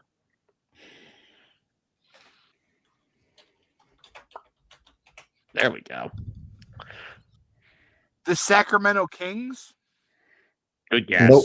They've moved. They've moved a couple of times. Golden State moved too. They moved yeah. Are the Spurs on here? Mm-mm. Oh, what the? Nope. Yeah. Wait a the minute. Spurs. Okay. The Spurs actually had the shortest move. Okay, let's think about this for 88, 89, and 95. So I was wondering why you weren't kicking. Yeah, it's like come 95's got to be Toronto.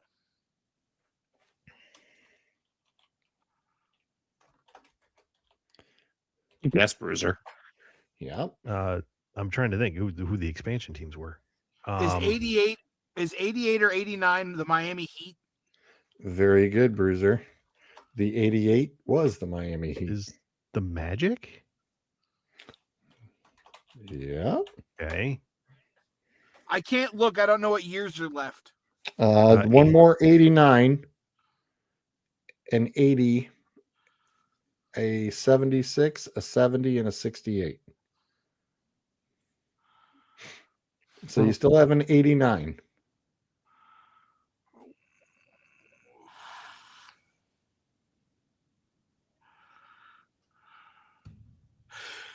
Is one of those the Portland Trailblazers? Yes, sir. That would be the 1970. 70? Nice. Are the Houston Rockets one of these teams? Nope. They've been bounced around too. Okay. Timberwolves? Are the Dallas Mavericks the other 89?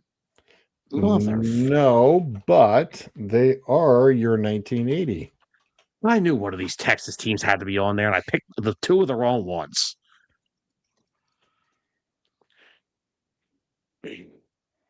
So we have the 68, 76, and 89. We said, did anybody say the Minnesota Timberwolves yet?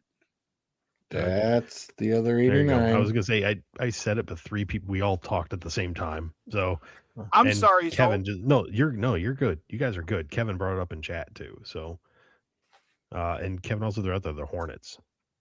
No, Charlotte actually was Bobcats and then back and forth and moved. So nope, they've been moved and bumped. Okay, I have a question that's semantics, okay? Yep. Are the Washington Wizards one because they were the Bullets and then were renamed? They are actually, and before they were in the Bullets, they were actually in Kansas City. Oh, all right. Never Yeah, mind. trust me. There's one team that when I saw this thing, I was just like, "What the frick?" The team went through 5 moves and 2 name changes, and I went, "Whoa, that's nuts." Is one of them or one of them remain the Atlanta Hawks? No, Is one of them the New Jersey Nets? no, because New Jersey went from New Jersey, Brooklyn, New York Nets. They were originally New York, then went to New Jersey, then went to Brooklyn. Because they are now They moved a Brooklyn mile off Nets. the bridge. Whoop-de-doo. Yeah, they didn't move. New York is basically New York. Yeah, Just the shitty outskirts of it. You can Trust see me. New York from Newark. Football teams don't even play in New York. Oh God! All right, hold on. I'm trying to. What are the final 2 years? 68-76. Is one of them the Clippers? No, You bruiser. I was going to say that. Nope. That one's got an interesting story behind it because the ownership, the guys who were the owners wanted to turn around, and the Syracuse team and the Boston Celtics owners both wanted to turn around. The guy who was for Boston owned the Syracuse team, and he ended up swapping ownership of teams and gave the guy who wanted to go to California the Syracuse team, and he took the Celtics. Wait a minute. Ownership changed hands in a gentlemanly agreement, and the Syracuse guy took the team from Syracuse and went to LA and called them the Clippers. One of those teams is the Indiana Pacers. Yeah, now you're cheating. I'm not. He's fucking driving. I'm driving. That doesn't mean the missus isn't looking it up on her phone. She's not in the truck. It's just me. Is 68? Is that the Jazz? No, that was an interesting one. The Utah Jazz were actually the New Orleans Jazz, which is why they kept the name. Is this all right? Is this last one? Is it the Denver Nuggets? No, it's I'm not. just trying to think who the hell we haven't guessed yet. The Warriors? Nope. No, the Warriors.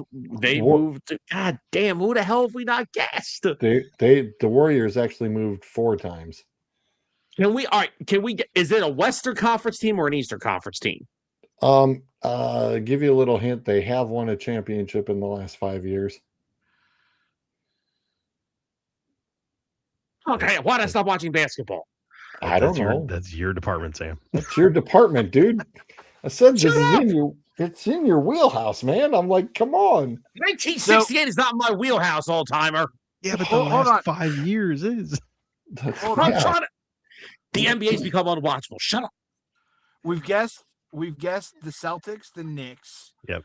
The Nets. Yep. We've guessed. Nope. I'm sorry. No, the Bucks is right there. My apologies. Okay. The Bucks have won a title in the last 5 years. Yeah, we got my them. apologies.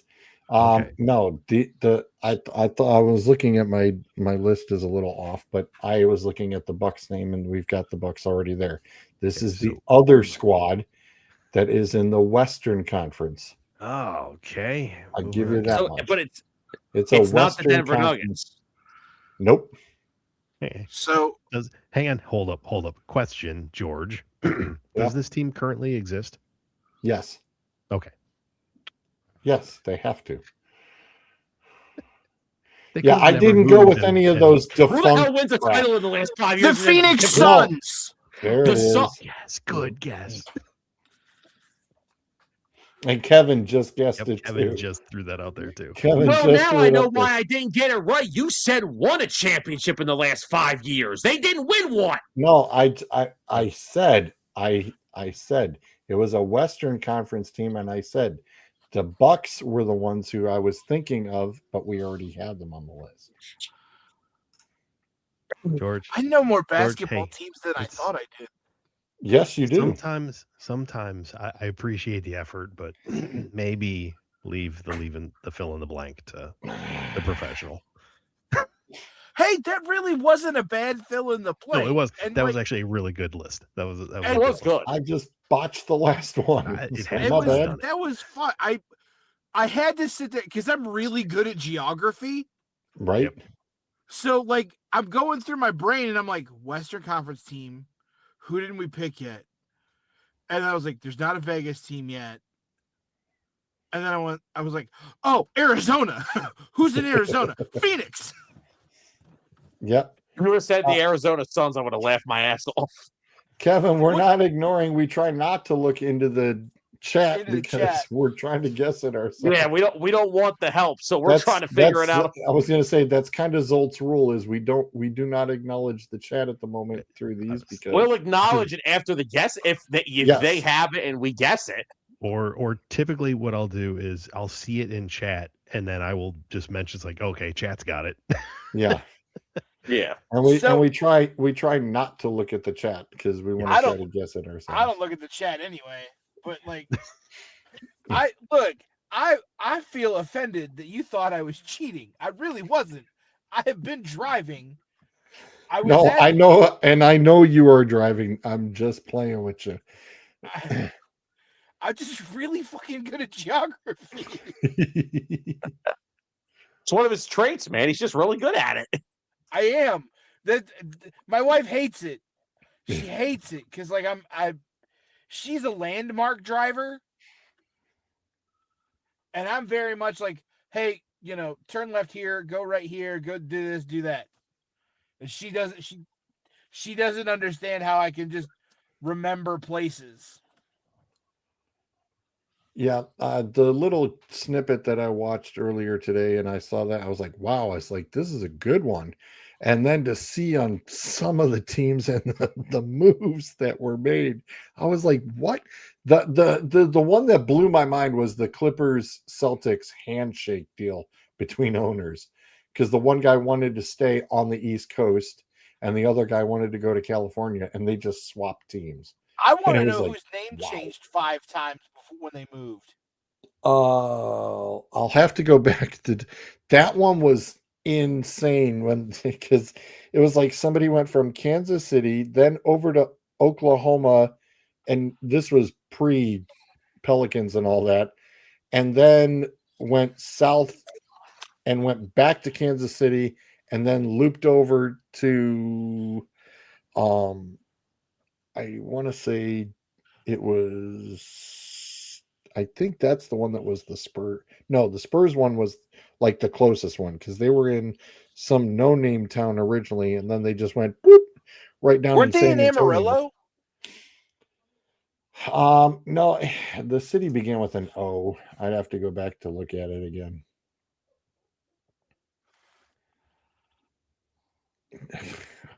Damn, Kevin's saying no. You looked at the chat. I'm like, no, it's Bruiser's driving. Bruiser's totally driving. It's going to be a little difficult to pull that up on the chat.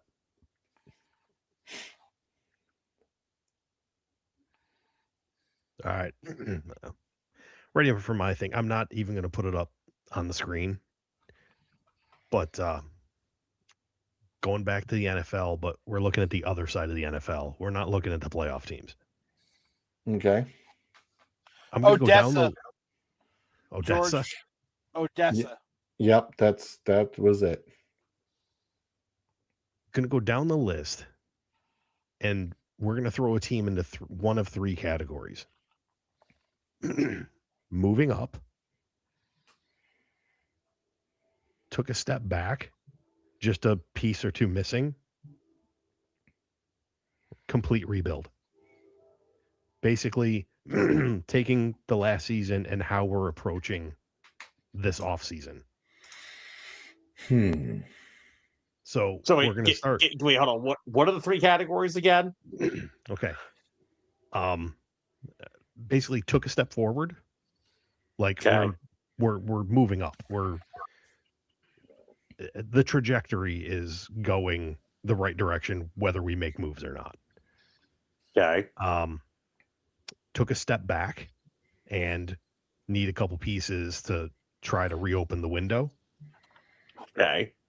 Or are we looking at complete rebuild? Okay. So we're going to start at the bottom. Vegas. Complete rebuild. There's nothing going there until they get their quarterback. The Jets. Dumpster fire. I was going to say they're already at the bottom. There's no place to go but up. No, they've taken a step forward to a complete rebuild. Well played, Sam. Well played. But then they'll find a way to take a step back too.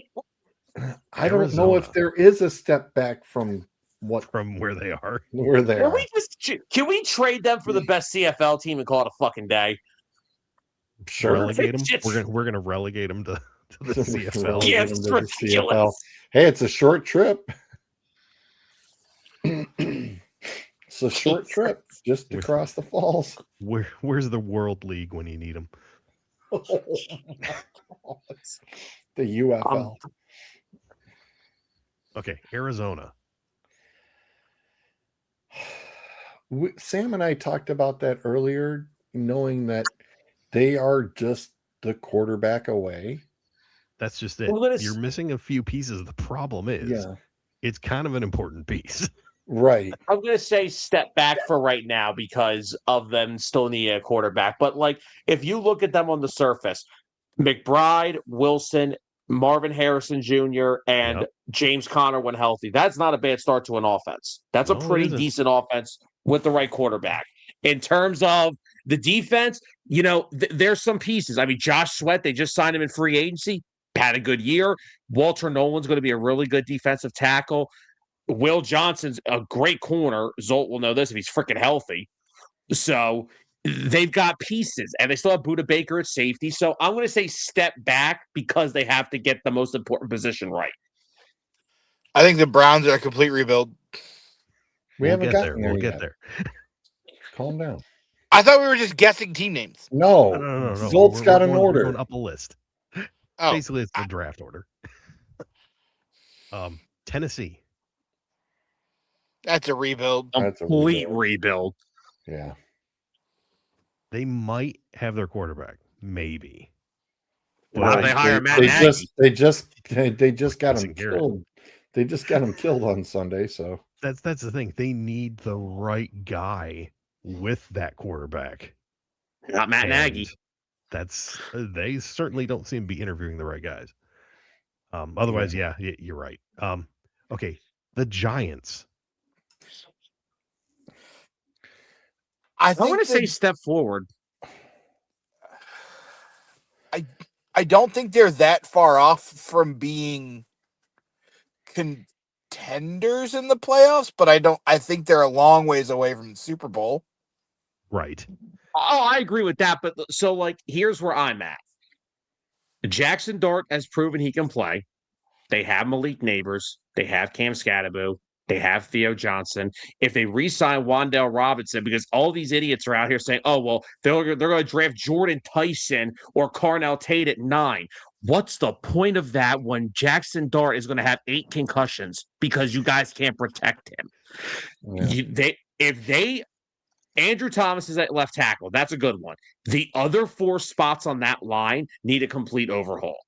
They have the talent on defense. I mean, Thibodeau, freaking Brian Burns, Abdul Carter, Dexter Lawrence.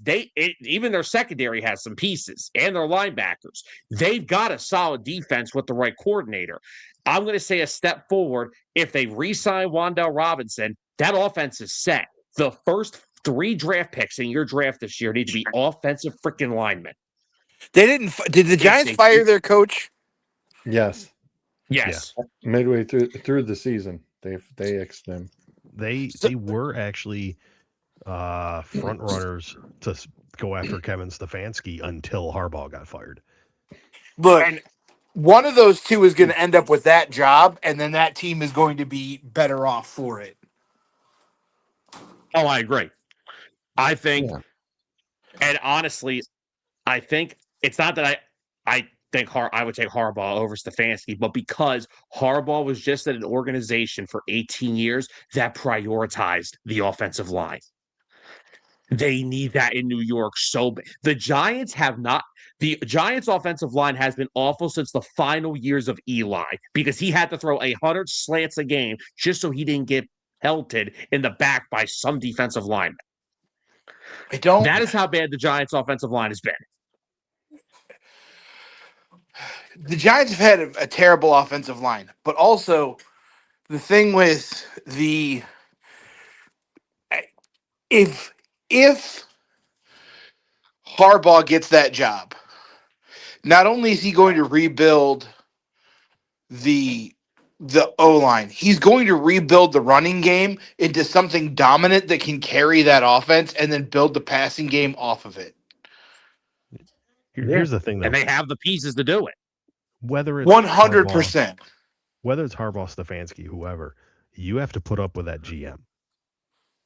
Mm-hmm. And he's on his last leg. He's on his last leg, but you still got to deal with him. Look, on his last leg. He's on his last toe. Stefanski just spent 5 years putting up with toddler tantrum Jimmy Haslam. I'm pretty sure he can handle the New York GM. Joe Shane's the reason their offensive line is that bad, though. It's like so many free agent misses and draft misses. I mean, God, they picked Evan Neal 5th overall. They were trying to give him away, and teams wouldn't take him. What? And the problem is the only reliable O lineman they have is Andrew Thomas, but he's banged up all the time. And he's actually turned into a really good left tackle. It's just the other 4 positions we got to get going here. All right, let's move on to the entertainment. Cleveland. Rebuild. No. Step back. No. Rebuild. They're 100%. No. You have not. Yes. No, they're not. Tell me where. You have a second-year quarterback with a terrible offense, a terrible offensive line. You have a mediocre defense. You're going to have a brand new coach. Yeah, it's a mediocre defense. You have a brand new. You're going to have a brand new coaching staff, and you're going to have a GM who's on a short leash. You are at the beginning. You're in the middle stages of dumpster fire, not to mention all of the quarterback contracts that you're paying out. So don't tell me that it's not a complete rebuild. What are you going to do with Watson? How are you going to get out from underneath that? Like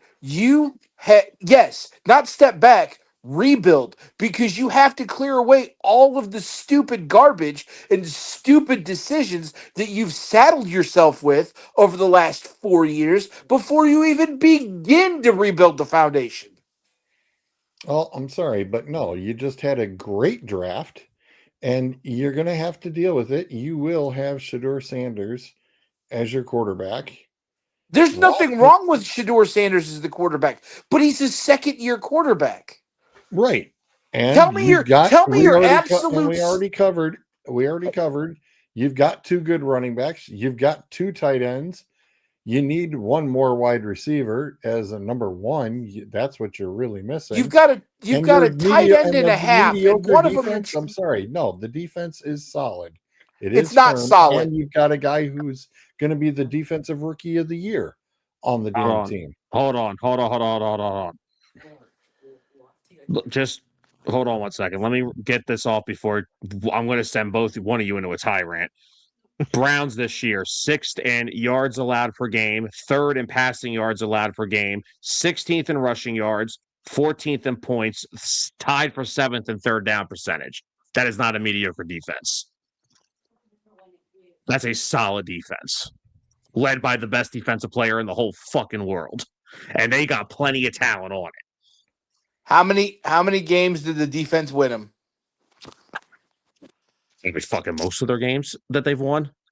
What was the Browns' record? 5-12. 5-12. The Steelers in their years had outstanding defenses and a very basic, almost borderline elementary offense. No. Don't even start that shit. They've had nothing but good runs and good bodies in there the whole damn time. No, Don't even start with that. Don't even go there. You can't even yeah, compare I the can. two. I'm You allowed. cannot. No, you can't. Yes, I can. Wait, can I just point this up? I understand they only won 5 games, but in the 5 games they won, the defense allowed the highest amount of points that were scored on them was 18. They literally won games this year by giving up 6 and 10 points. So the defense has won that. What basically has won them all their games. I at the very least, I would say you have one of the best defensive lines in the league. Linebackers and cornerbacks, I think it slowly drifts off, but you still have a really good defense. I mean, stats don't lie. Coaching staff, are you keeping those guys? That's going to depend on question. That's the big question because you're going to have a new staff. We brought it up earlier that if y'all let Jim Schwartz go, I mean, I know a team that needs a DC. We said, is Schwartz going to be given an interview for the job? I have not heard of Schwartz being asked for interviews anywhere. Oh. No, well, like I said, we just found out that basically it's like, okay, who do they have even interest in? And right now, nothing's been said over here. Right. Nothing. So we don't know yet. I'm just saying, if whoever you bring in gets rid of Schwartz, I mean, I know a team that could use a better DC than the one they've currently got. And there's not really that much better out there. Right. I just don't want him as my coach again. Of course, we have to see, and of course, we have to see what the Vikings do with Brian Flores, because if he doesn't get head coaching jobs, his contract is expired, so he's a hot DC name on the market. So you're gonna have to rebuild that team from the ground up. There is no rebuilding the Browns, dude. They're not. You have to rebuild, George. You got to rebuild the offensive line. You have to rebuild the whole organization. No, you don't. No, you don't. Like, hold on a second. Like, I get what he's saying from the off. Like, look, no, I'm not in the mood for his shit tonight. No, he's out. Well, here, let me try to. I'm going to try to play some devil's advocate here. We don't know the quarterback situation. We know Gabriel sure as hell ain't it. We don't know what Shador is. I think next year you'll get a little bit better of an idea. If he does go into training camp as the one, he'll get more reps. He'll get more time to get prepared and practice. That we'll know by next year. The tight end position, it's in good shape. The running back position, it's in good shape. Outside of Jerry Jeudy, I don't know who the fuck is throwing the football to. The offensive line, dog shit. Isaiah Bond has shown that he is a strong 2 guy. He could be, but if there's a guy in the draft that's more talented, I'm fucking drafting him. Like, if Jordan Tyson is there, I'm taking Jordan Tyson over Isaiah Bond all day and twice on every Sunday. The defense, though, you have Myles Garrett, you have Mason Graham, you have Carson Schlesinger at linebacker, you have Grant Delpit at safety, you have Denzel Ward and Tyson Campbell at corner. They have got building blocks at every level of the defense.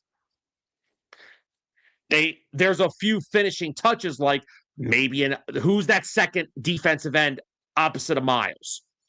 Now that you got Mason Graham that could take over the interior and be that guy in the middle, who takes over for Myles? But you still have Myles, who, again, best defensive player in the fucking game. Denzel Ward, top 7 corner in the league. Grant Delpit, Swiss Army knife safety that Jim Schwartz finds a way to do everything with. Yes, I understand we said that you got to bring Schwartz back if this is what they choose to do. But the defense has established itself as being one of the better ones in football. Tyler and I had that on our show a few months ago. Who was the best defense in football? And we had the Browns on that list because they were playing like an elite defense. Right. And we covered that earlier in this show. Because there wasn't anything really that bad. I mean, as far as whoever was coming in to coach these guys, there was a lot there to work with. But what I you're see, not blowing up the whole thing to turn around and rebuild. no. There's But what I nothing to. see, what he is saying is because you guys are going to have to literally, you're going to have the 2025 draft 3 more times until you get that fucking contract out of there, because money spent, it ain't going to be shit till then. You're going to have to nail 3 to 5 draft picks a draft until then. I'm not saying it's not impossible. I think Andrew Barry can evaluate talent. I've already said that to you on the show like 3 times. You have to hit so much until you get out from Deshaun Watson's deal, because my God, that thing is just. Well, here's the thing is, the whole quote unquote health thing and whatever else is going on. This is the thing that I know it's not going to be a big favorite thing of everybody's, but whoever comes in could turn around and start Watson. I know Dave's just laughing his ass off, but I'm serious. No, I'm laughing because Kevin popped it. We're going to rebuild his slot and make it better. That's all I can say. Yep. What's up? What's up, Gio? So I'll let you roll with on Zolt's opinion there. Step forward, step backwards, rebuild. What team? I didn't hear that team. Cleveland. No, we're still talking Cleveland. Oh, dude, you don't have to have a bunch of wins to have a good defensive team. If your offense sucks, the defense can't win every game. Hence the Lions back when Stafford was here. We won some games, but then we lost a lot of games. Why? Because Stafford couldn't put up more than 21 points in a game. You can't win every game scoring 20 points. So there's nothing wrong with Cleveland. They can be better next year. They're going to win more than 5 games next year. And I don't think they need to do anything other than get rid of all the coaches. I throwing mine out there, rebuild the O-line. The O-line is a rebuild completely. Yeah. I agree. George, I agree. You were right with it. I wasn't sure your opinion on Jerry Jeudy. He's a good wide receiver. He's not a 1. Right. And he's a hell of a lot better when he has a 1. He's been in the league a while, hasn't he? 6 years, right? If I'm counting that right. Because he started in Denver. Yeah, started in Denver. Yeah. Now this is where I differ from you. I'm not going to go huge into it. I think that QB room needs an entire wipe. All of them. Well, I don't think any of them. Dylan Gabriel, I was kind of flabbergasted when they picked him. I was like, he's not an NFL quarterback. Yeah. Here's the thing. The guys, to me, that felt like a coach pick, and the coach is gone. Yeah, I don't see a problem with Sanders. I honestly don't. Outside of his attitude, that's something different. For me, the only thing here's how I look at him. The jury is out until after next year. Like I said, let's give him an offseason where he is the one. He is getting those reps with the starters in practice, in training camp, OTAs, preseason, whatever. Then let's fairly evaluate him. I'm not going to evaluate him after 5 or 6 games when he wasn't even running the scout team in practice. Let's give him a full, fair offseason of work. Then let's revisit this. Because like I said, George, the one thing the Browns could really benefit from is if Shedeur Sanders does pan out to be good. Oh, by the way, the next 3 years, he's on a rookie freaking contract. Right. I'll say this, though. You brought up, hey, let's give him time with the starters. Let's bring him in. He's the one the whole offseason. He got more games started than Gabriel did. His numbers ain't that much better. Okay, I understand that, but all right, let me say this. If they take their step forward with putting in the right tackle and right guard, then I think that's their step forward. So I'm looking at Cleveland's roster. They have a lot of tenured players. I'm counting like 6 that are 9 years or older, and some of them on the O line. So that's probably why they're getting ran over, and the quarterback is constantly running for his life, because we got this Cornelius Lucas. He's been in the league 11 years. I think for O line, that's a long time. He's not going to be able to have the strength or the agility to keep up with some of these younger folks. Cam Robinson, he's been in the league 9 years. So we got some players on there that definitely, like you said, Zoe, needs to be revamped and get some fresh blood in there to protect these quarterbacks, whether it's Sanders or whoever. But they can't run for their lives and think they're going to keep winning games. Right, but you're not blowing up the whole team for a rebuild. No. You definitely don't need to do that, because I think their deep. I personally think their defense is badass. Oh, can I cuss? I'm sorry. Yeah, No, it's everybody after else dark. does. Okay. Haven't been canceled yet, so yeah, sure. Oh, Okay, I knew we were going to get bogged down on Cleveland, so I want to push forward because I don't want to be here till 11:30. Washington. Get sacked, Can we they make gotta them get change their younger. name? Can we make them change their name and then come back to this? No. Oh. I'll start it off. I'll say step back. I'm in Okay. step back too. Well, hold on. I was in step Injuries. back until the one bright spot of their team they decided to fire this afternoon. Okay. Like, what are we doing? Hey, I'm in complete rebuild for Washington. Really? You can keep Jaden Really? Daniels, but I'm in. Here's the thing: they're statistically the oldest team in the league. Yep. And it cost them. Yes, Everybody's body broke down. you were kind of at a point now where you need to turn over a lot of this roster. And they don't, and the problem is they don't really have the draft capital because they traded a lot for like Debo, Larry Tunsil. No, get me wrong, Tunsil's a good pick. He's a good tackle. The Texans probably wish Yeah. they kept him. But now, like, there was a weird tweet I saw when the Eagles this upcoming draft are about to make their 6th pick in the draft. The Commanders will be on their 3rd. They don't have a lot of draft capital to get younger. So yeah, honestly, I am scared for Jaden Daniels heading into next season. Here's the thing: you have Jaden Daniels, you have Scary Terry. Trade down. You're at 7. If somebody needs to move up, trade down and get yourself more picks, because the guys you need, you can get later. You need quantity, not quality. Yes, you need a quantity of young players. Like New Orleans. It looks like I want to stay step forward. I was going to say they look. It looked like they found their quarterback by accident.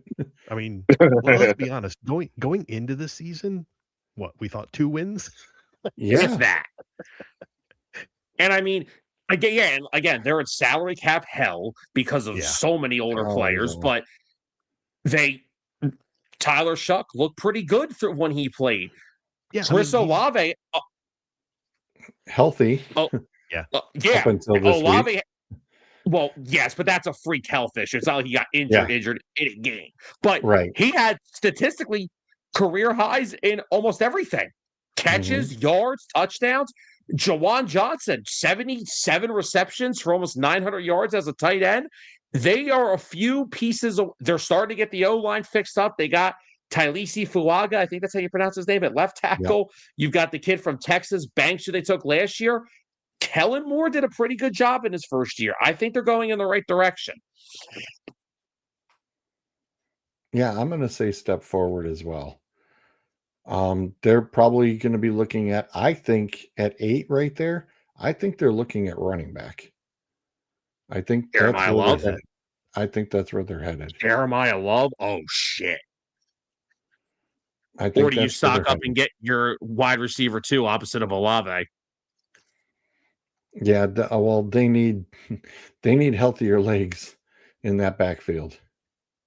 That is true. I think Kamara's kind of hitting that wall now where, I've been hit a lot, so my legs don't got it no more. All right. I'm gonna say move a step forward. I'm with Gio.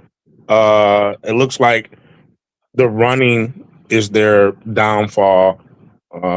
Looking at these numbers, third down conversions, they're not good at it. Kansas City. That's a They are it's weird to say that Christmas. Kansas City in the 9 spot. I can't believe God we're damn it, saying Cole. this. It's too late for me to think this hard, man. I just can't. I cannot believe we're sitting here going, "Wow, the Chiefs suck that bad, and they're going to get a what?" Okay, but in what are they going Chiefs to grab? terms, a fucking offensive lineman, George. Did you not watch Mahomes running for his life? Yeah, well, you're going to need more than one. Well, you got to start somewhere. What would you like me to do? I can't draft 3 guys with 1 pick. How about a new tight end? Well, There's no way. Wait, where are they picking? They're 9. picking at 9. There's no tight end worth the number 9 overall pick in this draft. I agree. Yeah. But hell, they may need to take Jeremiah Love. Well, here's the scary part is that is a team that literally offensively and defensively, you do need to rebuild. It's a step back because of what their standard is. Let's say that. It's a huge step back because this may take a year or two because next year, honestly, if I were the Chiefs, I'm looking for a quarterback on a 1-year deal. I'm not rushing them back. Excuse me, sir. You're picking in the top 10 to hell with your standard. Yeah. I'm saying, okay, you know what? I said for their turn, what they've done for the past 5 years, it's a step back. Do you say it's a step forward for what they did over compared to the past 6 years? Damn. But how much of having to pay Patrick Mahomes is hurting this team that you can't replenish? You can't replenish this. What's his contract? $500 million over 5 or 10 years or something like that? Is there partial ownership in that bitch, or is that just him owning the freaking Royals? No, he tried to do that, and the league said, no, you can't do that. Yeah. Player owner, get out of here. Oh, fuck out of here. That definitely would have been a new standard. All right, so here's where I'm at with the Chiefs on the offensive side of the football. I'll get to the defense in a second. Mahomes is still going to be the guy when he gets back to 100%. We've seen it enough. We know that. They have no running backs. They've got maybe two quality offensive linemen, if that. Kelsey, we don't know. Rashee Rice, good wide receiver. Not sure if he's a true number 1. I think they need a true number 1. I think Xavier Worthy stinks. I do not think he is good at anything as a wide receiver. Yeah, he runs fast. John Ross ran fucking fast. But so they may need 2 wide receivers. They need at least, offensive line wise, Trey Smith, I think, is overrated by some. I've told he's like the best guard in football. I don't see it. Creed Humphrey is still one of the best centers in the league. Simmons, the rookie left tackle from Ohio State, had a major knee injury last year in college. The fact that he played mostly the entire season is impressive. Year 2, I think he's going to be a lot better. I think he may be a freaking all-pro at some point in his career. That's how good I think Simmons is. I have no idea who the hell they have at left guard. And oh my God, if I was Patrick Mahomes, I would walk into the front office and say, if Jawan Taylor is my right tackle next year or the year after, I'm retiring. Yeah, I was gonna say that's and that's that son of a bitch just got called for holding from his couch. Okay. No more deep dives. We're just gonna barrel through. Cincinnati. Step back because they refused to address their 2 biggest issues. They got to address their D-line. They got to address both lines. Okay, so same old for Cincinnati. Every year, same thing. Yeah. Burrow's going to get hurt. The defense sucks. There you go. Miami. How the hell do you fire your GM and not your coach?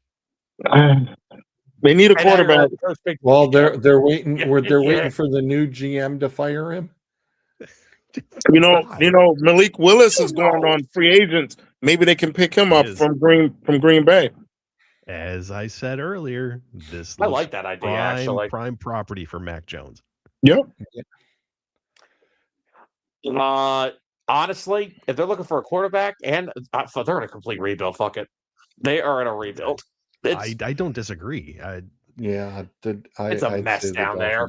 This is one of those teams where like this is like a fantasy team, except you actually tried to make the players play together, and it just doesn't work.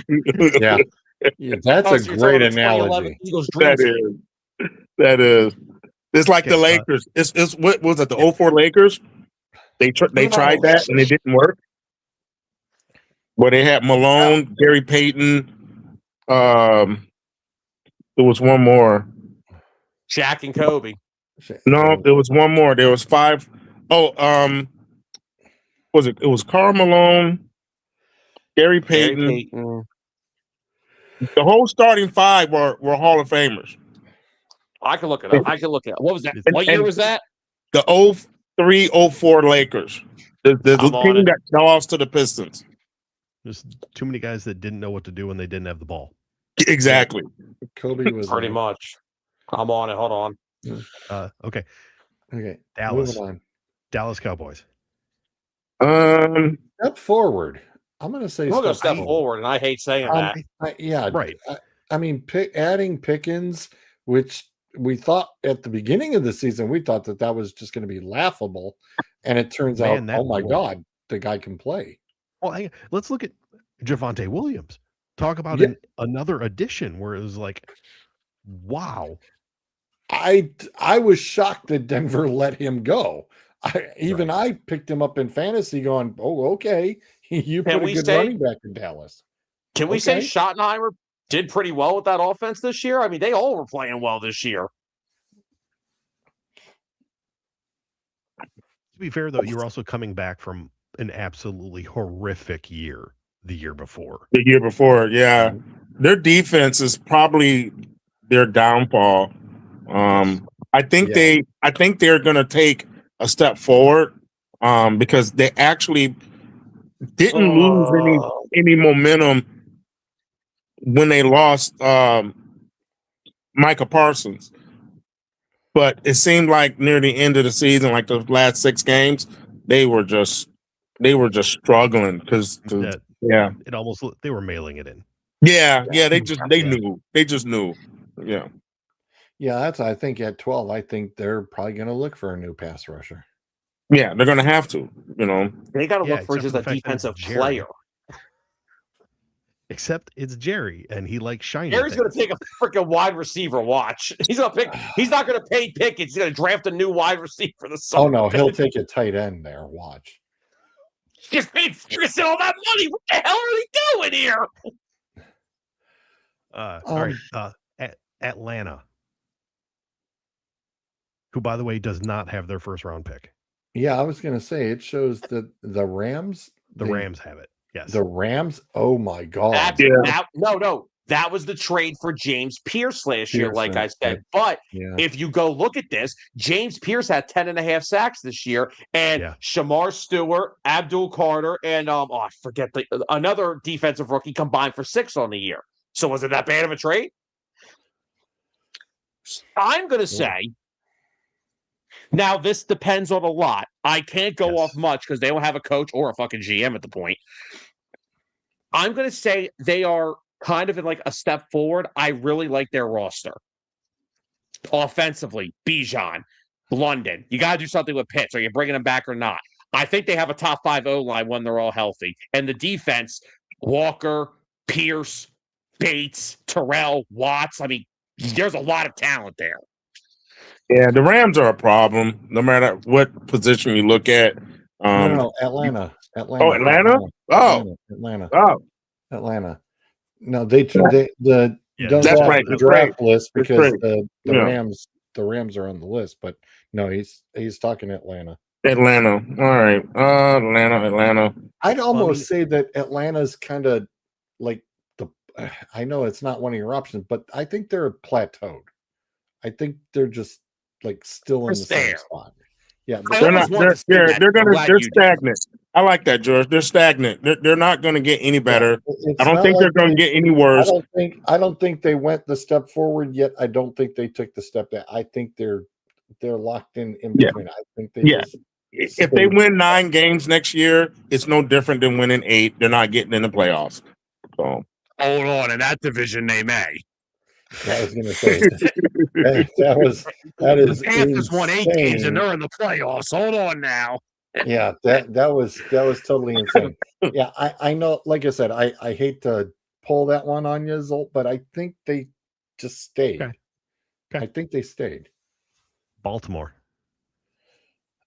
mm, What is Baltimore? What do you do this offseason? Where are you at? they're I okay. have So no idea. so the thing is their secondary was horrendous. They gave up over 4,000 yards passing this year. It's the worst they've done in 15 years. If they don't improve that, they're going to take a step backwards because teams are just going to pick them apart. You know, if you get all these pocket QBs that are just going to stand there and just pick them apart 10 yards, 15 yards, 10 yards at a time, they're going to be 8 and 9 again.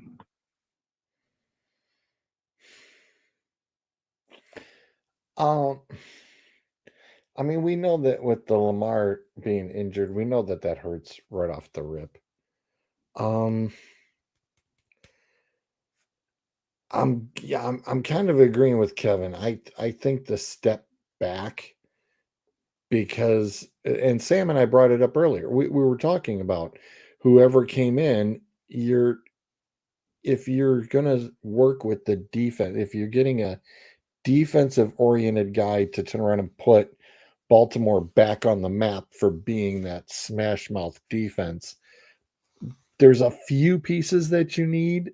I mean, I don't think that there's there's not a lot. I don't think we talked about that had to be filled.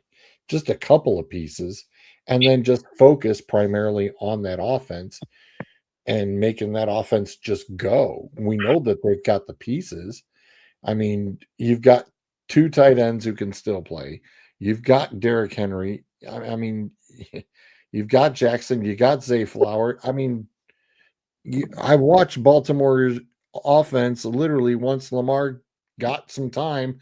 I watched him drop dimes in rainbow fashion the other night.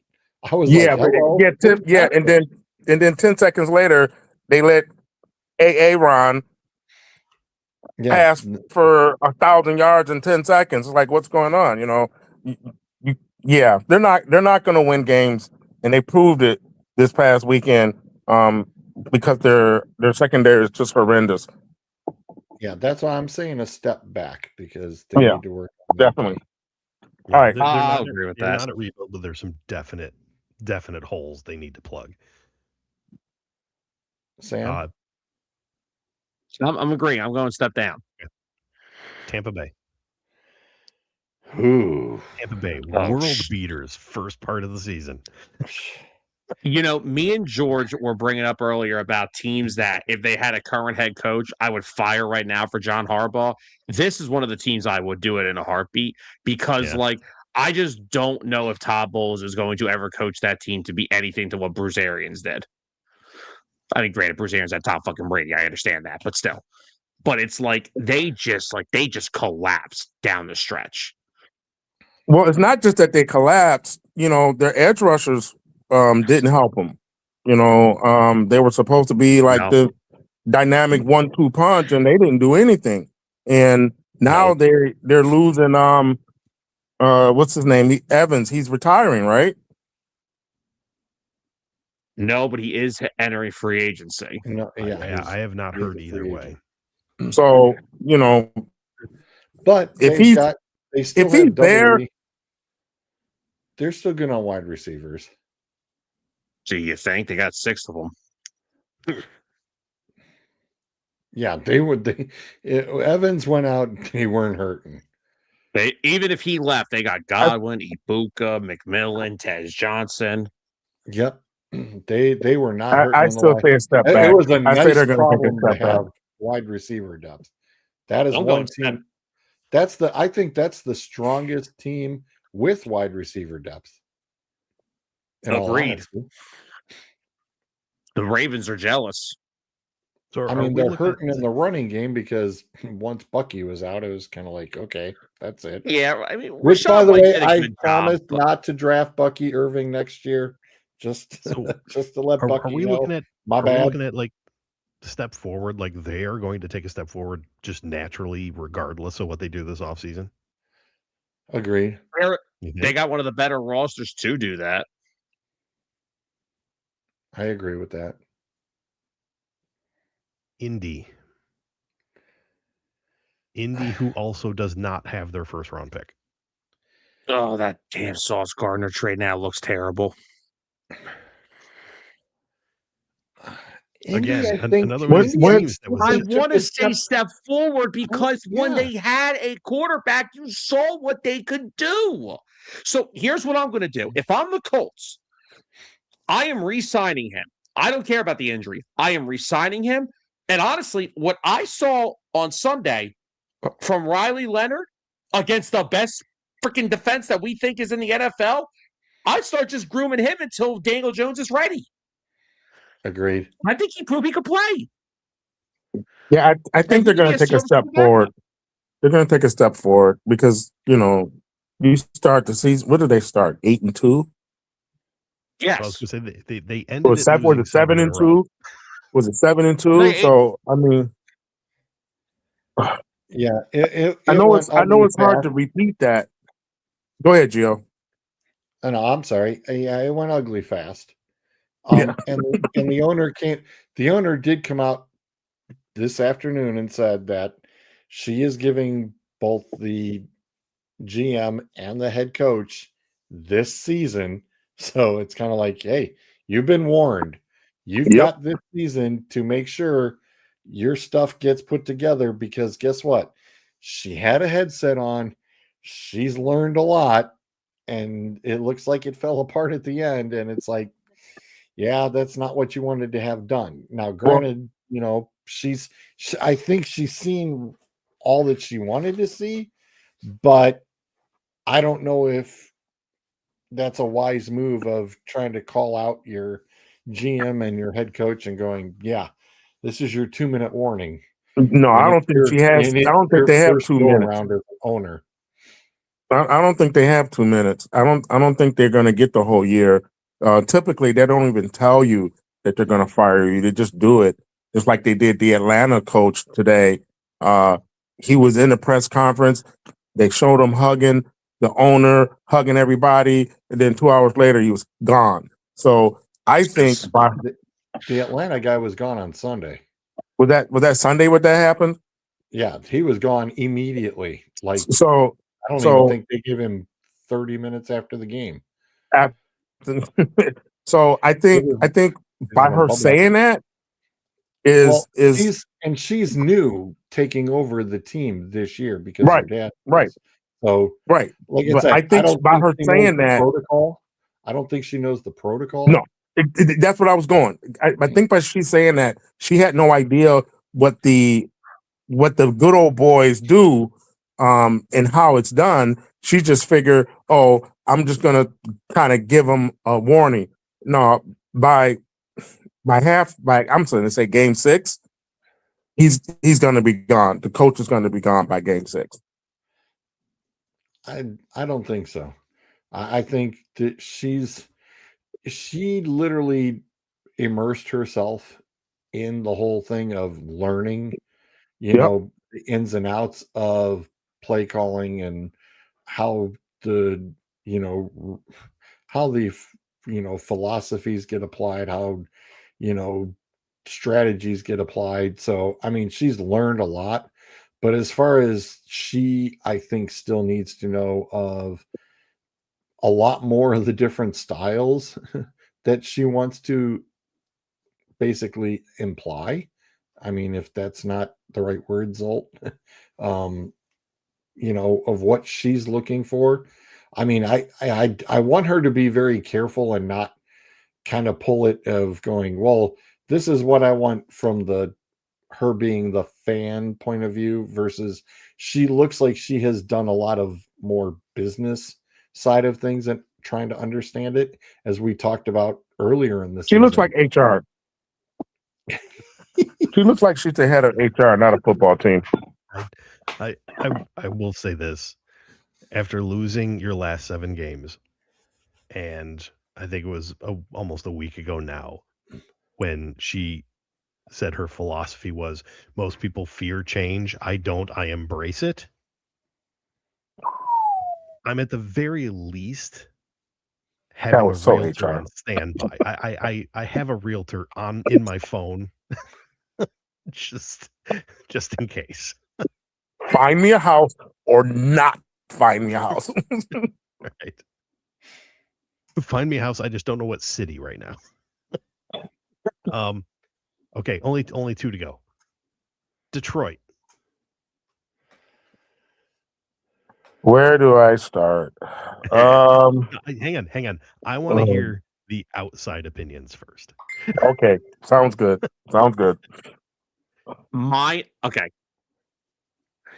Minor, in my opinion, minor step back. Because if you can just get 2 things right. Now, you didn't fire your defensive coordinator, right? You just fired your OC, No, right? we fired the OC, yeah. If you just find a capable offensive coordinator and maybe consider firing some trainers, because the defensive side of the football cannot stay healthy. Maybe consider some training staff moves. They will be right back in the thick of things in the NFC. I am not worried about Detroit whatsoever. I just think what happened is your coach said he wants to bite off kneecaps, and I think your players are trying to take their own kneecaps out. So, yes, get a new OC, one that will hopefully know that Campbell won't have to strip play calling of, and find a freaking way to keep your guys healthy on defense, and you'll be fine. Yeah, I'm going to say step back because I think your tackles were horrible. And it's like you can't do that. We know that's been one of the cliches of, even when I lived up there, it's like I always knew, it's like, hey, you guys can't set an edge to save your butts, and you can't keep the quarterback upright. So yeah, it's kind of still the same old. So I'm going to say they took a step back. And yeah, Sam said it. The OC thing, yeah, that was a good move today, because that's where your hole is. Okay, Kevin, go for it. Okay. We need a new O-line. This is a complete step back. We need a new O-line. We need a new defensive coordinator. We need an offensive coordinator. My good buddy here, he touched on conditioning. This is the secondary. It's riddled with I don't even know what to call it, because they're not all injured. They're just not available. Like, what's going on? Are we having tummy aches? Did we eat the wrong cereal? I don't know. It's bad. We need a new quarterback, because obviously we're not going to address the O-line. He can't move. He's like standing inside of a Campbell's can that wants to just be crushed, and he can't move. I don't even know what to say about Jared Goff anymore, because he's not a good quarterback when he's under duress. He's shown that time and time again. And it took 2 years for the league to figure it out. Now they're all over him. They pressure him. We've had 8 different centers this year alone. Whoa. I digress. Let's be real about something about your training staff. Frank Ragnow just thought of coming back and tore his hamstring completely off the bone. No, I mean, holy shit. it's worse. It's worse than you think. Okay, I don't know what you guys heard, but let me tell you what actually happened. Frank Ragnow said he kept himself in shape. He went to the doctor. When he went to the doctor, they said, you have separated the tendons from your bone. From your bone. Oops. At the same time, How this is do you exactly not? what we this is How do you exactly not what we know that? expect from Frank Ragnow? It's This is like, exactly what we expect from Frank Ragnow. so, like, did you know this when you retired? Was this the reason you retired? Or did this just happen overnight because you were out drinking, having a good old time at the lake? I don't know. It's just, there's so many issues that we There's a just, lot. there's a lot, man. Like, people And are, frankly, a lot of these issues, some of these issues could and should have been addressed the previous offseason yes. and or Yeah. trade deadline. Yes. I can't, Because- I find it hard to believe that nobody knew Frank wanted to retire. Right. I have a hard time believing that because of how close knit all these players and coaching staff. Somebody heard something, and that should have went to upper management. Upper management should have said, "Hey, call Frank in here. We need to talk to him." Right. And at some point, he would have said, "I'm thinking about it." They were like, "Okay, Yeah. we need to draft somebody to replace Frank just in case he does pull the trigger, and we're not prepared." And guess what happened? He pulled the trigger. They weren't prepared. The draft was over with. Done. Now we're screwed. And the record shows. Step back. Okay. Sorry. Well, no, you're good. I'm gonna take a couple pieces there and just change it up. We can't get rid of Goff. That contract says we can't. So I know. What are we But gonna do? Here's my quote unquote solution. And yes, I'm flat out stealing this from the radio this afternoon because they were spot on. You need to sign a veteran center for this squad. yeah, No yes. more trying to just figure out who the hell is going to play there. You need to sign a veteran center. I know they don't come cheap and it's hard to find. You need one. Yep. If Taylor Decker retires, Oh, we're so one nighter. maybe we finally find out if Sewell can play left tackle. I think he can. I mean, he can too. He's done it a couple of times already, and he did pretty good. But that's not his position. So it's not.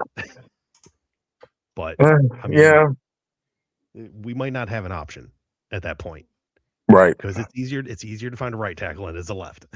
Yeah. So and then we got to replace. Then we got to replace him. That's just it. Then you're talking right tackle, guards. Again, we had so many O linemen that got hurt. It's like these are the guys that we need to get them experience. So they'll get better. Everybody gets better. Everybody gets hurt. And then wow, what do? There's now a lot you don't even know of, what you have. There's a lot of available centers coming up that are unrestricted free agents. Yes. But you're talking first week of January. We'll see if they're still available 2 months from now. Yeah, switching the defensive side of the ball. I don't know what the hell's going on with that secondary. I Dude, liked the moves they made. It's just whole team dead. You can never get everybody out there. It's like I don't even know how to describe what was going on with Kirby Joseph and his knee this year? No one knows what's going on with Kirby Joseph. Like he's AOL. No one knows what the hell's going on with him. You waited 4 weeks to put him on IR? Right. It was just bizarre. Defensive line. Can we get somebody else to rush? Somebody? I mean, I understand Ali McNeil was supposed to be, hey, this is going to be a space filler guy. He's going to get in there, and he was great until he got hurt. And How many draft picks do we have? Not enough. I honestly don't know. I'd have to look it up. I was going to say, you looked that up. Ironically, the Saints have 2 centers listed that are in the top 3, 4, 5, 6, 7, 8, 9. Yeah, they're both in the top 10 as far as availability. So they have 7. We're missing our 3rd rounder. Come on, where'd it go? We're missing our 3rd rounder when we have 2 in the 6th. Oh my God. And we technically don't have our 7th. We have Cleveland's 7th. Right. You're welcome. Yeah, thank you. So as far as defense, you need somebody else that can actually put pressure on the damn quarterback. Right. Because our quarterback talk cute about how we have our stud. That's fine. We need somebody else. We need another one. We need a half a stud. If we had a half of a Hutchinson, we would be okay. You know, it would have been nice if they would have. I'm not understanding the Zadarius Smith situation. Yeah, it was kind of weird. You're welcome. Right. Like, I'm not understanding that situation. Like, why didn't they just sign him? Even if he got injured at the end of the season, whatever. He at least throughout the season would have been a body to help Hutchinson in a couple of games that were like under 6 points that the Lions probably could have won. Yeah. And frankly, I'm sick of the whole, Marcus Davenport. When the hell was the last year that Marcus Davenport was healthy? 2022, 23 when he played 15 games. And he's going to be your guy? What about Al Muhammad? What about the one defensive end, Muhammad? He had 11 sacks this year. Yes, and he's probably that guy was a monster. Yeah. He is. And we're probably going to lose Anzalone. I think we're going to lose Anzalone. That's going to be a hard loss. Well, when they chose not to negotiate with him this last offseason, that kind of kind of new. And to be honest, here's my thing. I was never Anzalone. He's good at making those splash plays, but then he just disappears. Like I don't want to say he disappears. It almost feels like he's out of position too much. I don't know if he's looking for the splash plays or what. I'm not a huge fan of our linebacking core to begin with. I'm not a fan of all 3 levels of our defense right now for different reasons. No, they're all jacked up. We got one player in the psych ward. We got another player who probably we won't see for another year and a half. It's a mess. This is probably the worst I've ever seen their defense. And frankly, as good as Brad Holmes has drafted at times, he just gets way too damn cute with some of these picks. Yep. Like the whole Tesla thing. How many targets did he even have this year?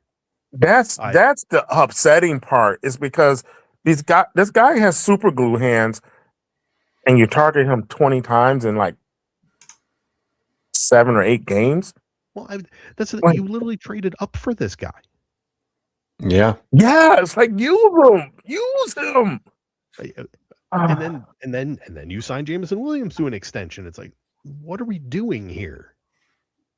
And then the bad part with that signing, okay, I wasn't very happy with the signing because I knew this was going to happen. He wasn't going to get the ball as much as he should. So it took for Dan Campbell to demote the OC. And then the very next game, he gets 7 or 8 targets in one quarter. It's like, come on. Well, why you wait now to do this when you said I always have a say in what plays are being ran? Well, if that's the case, you didn't have a say in him getting the ball those first 5 or 6 games. Right. So it's, to be honest, get rid of Dan Campbell, get rid of Calvin Shepard, and bring in somebody that wants to win, because, he's all talk as far as I'm concerned. I'm tired of the talk. I want results. I looked it up. Tesla had 27 targets for a guy that you traded up for. And again, you trade up for that's all season, right? For the entire season. Yes. Yeah. So this is a guy you traded up for who was going to be the 5th guy, because Amon-Ra, Gibbs, Williams, Laporta, maybe then Tesla, but instead you had Montgomery had more targets than him. We're going to lose him. Khalif Raymond more targets. You know what? It was an unneeded pick. Khalif Raymond quietly is a very good receiver.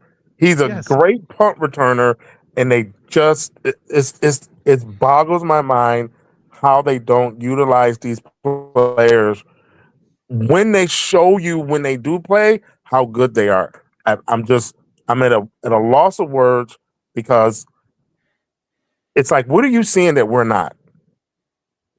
Like are they bad people behind the scene that we don't see, and you're pissed at them, so you're coaching with emotion? What's going on here? That all being said, I knew we were going to get bogged down with Detroit, just like we got bogged down with Cleveland. Yep. I'm going to end Detroit on this note. Thank God we play in a division where nobody in this division scares me. No. Nobody. No. We're going to watch we lose all our players to Minnesota. Speaking of which, Minnesota, the last team. What do we think about Minnesota? I'm putting them on the same boat as Detroit. Minor step back. Just get Kevin O'Connell a freaking quarterback. Yeah, I agree. That's why Sam mentioned it earlier. Mac Jones in Minnesota makes sense, and I'm not going to doubt that. Mac Jones in Minnesota does make sense. Unless they pull off Dustin's blockbuster idea. They took a step back. JJ is not the Messiah that they made him out to be. He had a couple of good games, but they made like he's the second coming of Tom Brady, and he's not. Their O-line is just as bad as Detroit. So having him running for his life all the time, that's not going to win you games. I don't think JJ could read it. I think that was JJ's problem.